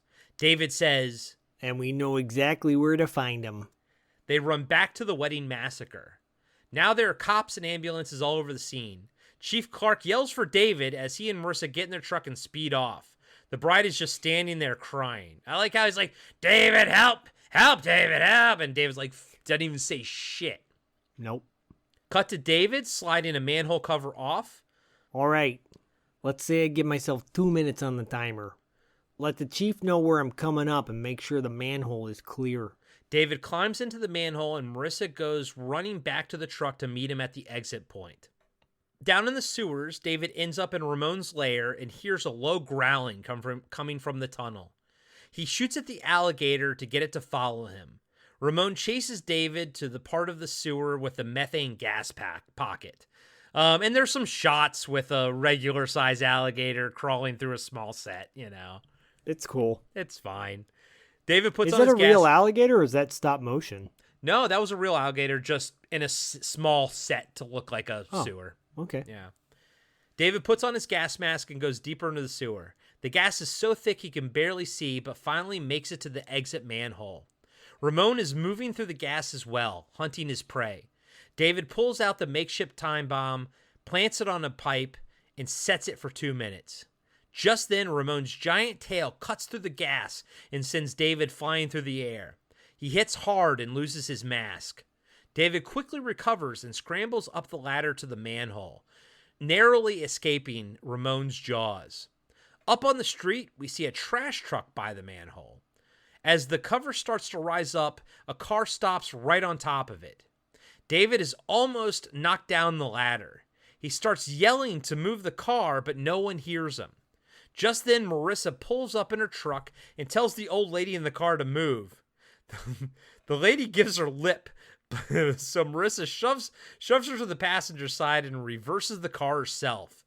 David makes it out of the manhole just in time. A huge explosion goes off in the sewer, and poor Ramon is blown in half while fireballs shoot out of every manhole in the area. Even a car that was parked is blown up. David and Marissa watch unscathed from someone's front lawn. They hug each other. Poor Ramon got blown up. I know. It was inevitable. It was inevitable, but still sad because it's not his fault. A little time passes, and we see cops and onlookers on the street. David is sitting on the bumper of an ambulance getting patched up. Chief Clark walks over and says, "You'll live, you'll live." David asks if there's any sign of the alligator, but the chief says, "Only pieces." And I love David goes, "You believe me now? No dream?" The chief says, "When did I ever doubt you?" David pats him on the shoulder and says, "I think I'm going to lock you up with her mother," and points to Marissa. Marissa laughs and they walk away, leaving the chief confused because clearly he doesn't get the joke. He's like, "What?" What? As they walk off into the sunset, David says, "Think your mother would go for something like that?" "Yeah, she might. she goes for that increasingly high forehead look because the chief also is balding too. I think it runs in the family. And David kind of gives her a look. He gets the joke. They walk over to the manhole cover and look down into it. David says with his arm around Marissa, "We got him." A firefighter closes the manhole and the screen goes to black. We fade into the sewer as the camera pans through it. A little baby alligator comes plopping down out of the drain like Ramon did at the beginning of the movie. Roll credits. Alligator, 1980. Dun, dun, dun, dun. So, in between, you only saw it once as a kid. Now you've seen it as an adult. What's your verdict on this one, buddy? Oh, it's fun. It's schlocky horror. It's silly and not traumatic or overly dramatic. It's great. The pacing's fun, short. It's a fun movie to watch with buddies and goof on it. Yeah, dude, I completely agree with you, man. And that's why I watched it a shit ton as a kid, man. It's a good hang out with pals and watch it type of movie. But if you want to actually sit down and watch it for realsies, I think there's some meat on the bones to enjoy some stuff. Yeah, absolutely. I'm glad you like this one, man. I wasn't quite sure how it was going to land for you, but I'm glad you dug it. No, it's good stuff. It's good stuff. We are on a roll of some interesting schlock. This is, we're rolling into a schlock month-ish. Yeah. Yes. Your movie is gonna, this is June, so we're rolling into schlock month. Yeah, you've got something very interesting coming up, and if you want to know, what movies we're going to be doing next, go check out Wrap Up After Dark. As Zach says, we always announce it every single month, on our Patreon exclusive show, Wrap Up After Dark, and we got some fun stuff coming ahead. We have a Patreon picked movie. I'll be doing that next, by our pal Cam Sully. So again, go check out Wrap Up if you want to get the early scoop, and also check out The Carpenter Factor if you want to hear Zach and I go through every single John Carpenter movie. We don't break it down like we do this. We have more of a free-form discussion, but we do revisit movies that we've already discussed, like The Thing and Prince of Darkness and everything. So it's been a lot of fun. But also, please go check out $2 Late Fee, especially Territory Marks. It's a great show, and that's someone who's not a wrestling fan. But if you guys have listened to our TV Obscura wrestling episodes, you know that wrestling friends have always been in my life. So sort of through osmosis, I know things, but not a lot. And I'm learning a lot on Territory Marks. So can you give us maybe some hints as to what's coming in the future on that show? Well, if you don't know already, I'm joined by Paul London, who's a former WWE wrestler, but current indie wrestler, actor as well. He's a wealth of knowledge. He was trained by Terry Funk. He's got stories about a lot of guys in the territories that we celebrate from the 80s. He's an encyclopedia when it comes to the knowledge of the business, obviously, and he's a great storyteller. We're rolling. This is June, so this will be my birthday month. I don't know. I was going to pick one particular match, but then I was like, maybe not. I'm going deep into a particular territory from Texas. And if you know anything about Texas, you know that they have a long history of a particular organization down there. I'll leave it at that for now. But we always go I was doing like late 80s. I'm going early to mid 80s for this pick. It's going to be, and it's going to feature somebody, if it's who I think it is, it's going to feature somebody who went on to have an interesting career in the WWE. Both of them went on to have interesting careers in the WWF, which we don't talk about on the show. We don't talk about WWF. We only talk about the other territories. Okay.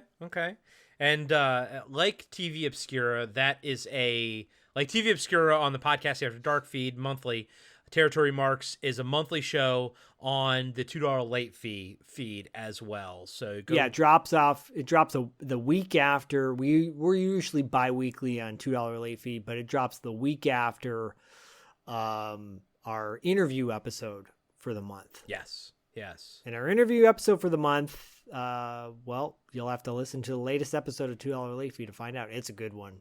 Yeah, there you go. And we have some fun stuff planned for TV Obscura next month. We sure do. Since we didn't announce it on Wrap Up, we'll just say it here. We're going to be doing one of our singular episodes, and we are going to be talking exclusively and fully about Captain Power, a TV show that is near and dear to all of our hearts. And absolutely, very much looking forward to that. We're going to do. We've done it before, these singular shows.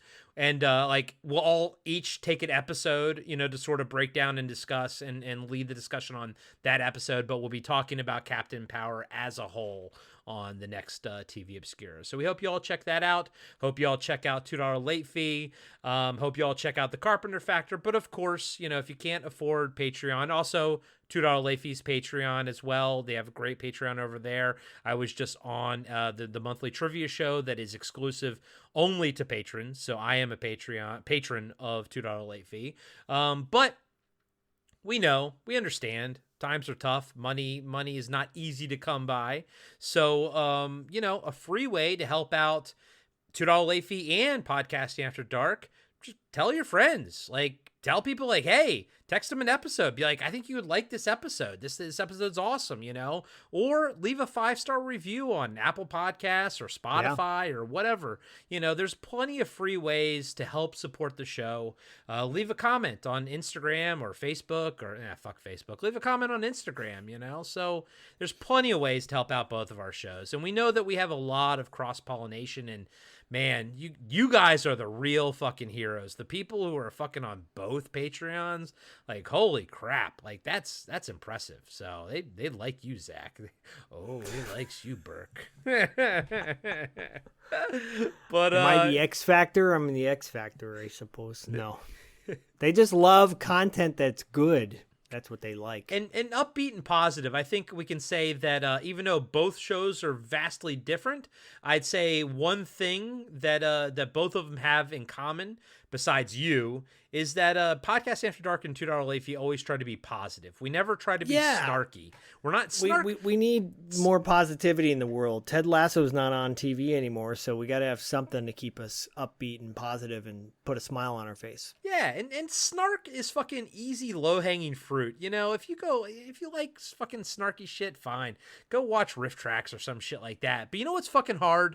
Giving nothing but love to a bad movie for 3 hours. That's hard. Yeah, find out on my breakdown. That's going to be hard. I can't wait, man. I can't fucking wait. So thank you all so much for all your love and support for both shows. We appreciate you so much.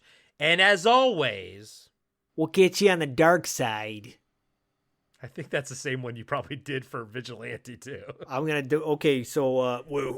wait, let me do it this time. Oh, come on, Chief. Your voice is like... it's like cat litter in your shoe. It's super irritating. Come on, let me do it. Okay, go for it. We'll get you on the dark side. And Zach just fried his vocal cords. My agent is going to be so happy about that.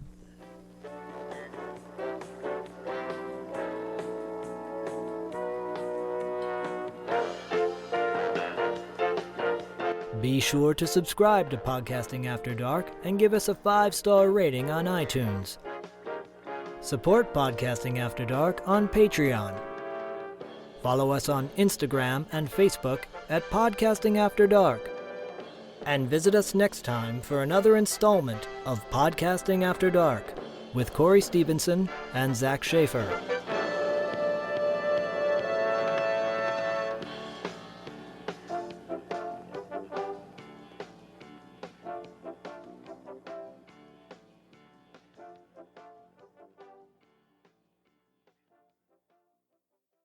Hey everyone, co-host Corey here. I just wanted to take a quick second and say thank you to all of our Patreon supporters. Without you, Podcasting After Dark would not be possible. If you would like to help the show grow, please consider signing up at patreon.com/podcastingafterdark. You can also support the show by purchasing one of our awesome t-shirt designs on our merch store at podcastingafterdark.com. or by picking up a copy of 7 Winters Alone by David Irons on paperback, hardback, or Kindle. Just search for 7 Winters Alone on Amazon or click on the link in the show notes. A free way to help out is to leave us a 5-star review on Apple Podcasts and Spotify. Those reviews are huge for us and really helps get the show in front of new listeners. Again, thank you all so much for the love and support you've given us over these past few years. It really means the world to us. Imagine being one of the last people on Earth, being trapped alone with something not human, something always watching, something always waiting. What would you do? Where would you run? Where would you hide if you were haunted for 7 Winters Alone? Podcasting After Dark presents 7 Winters Alone, a dystopian haunted house story by David Irons. Available now in paperback and ebook.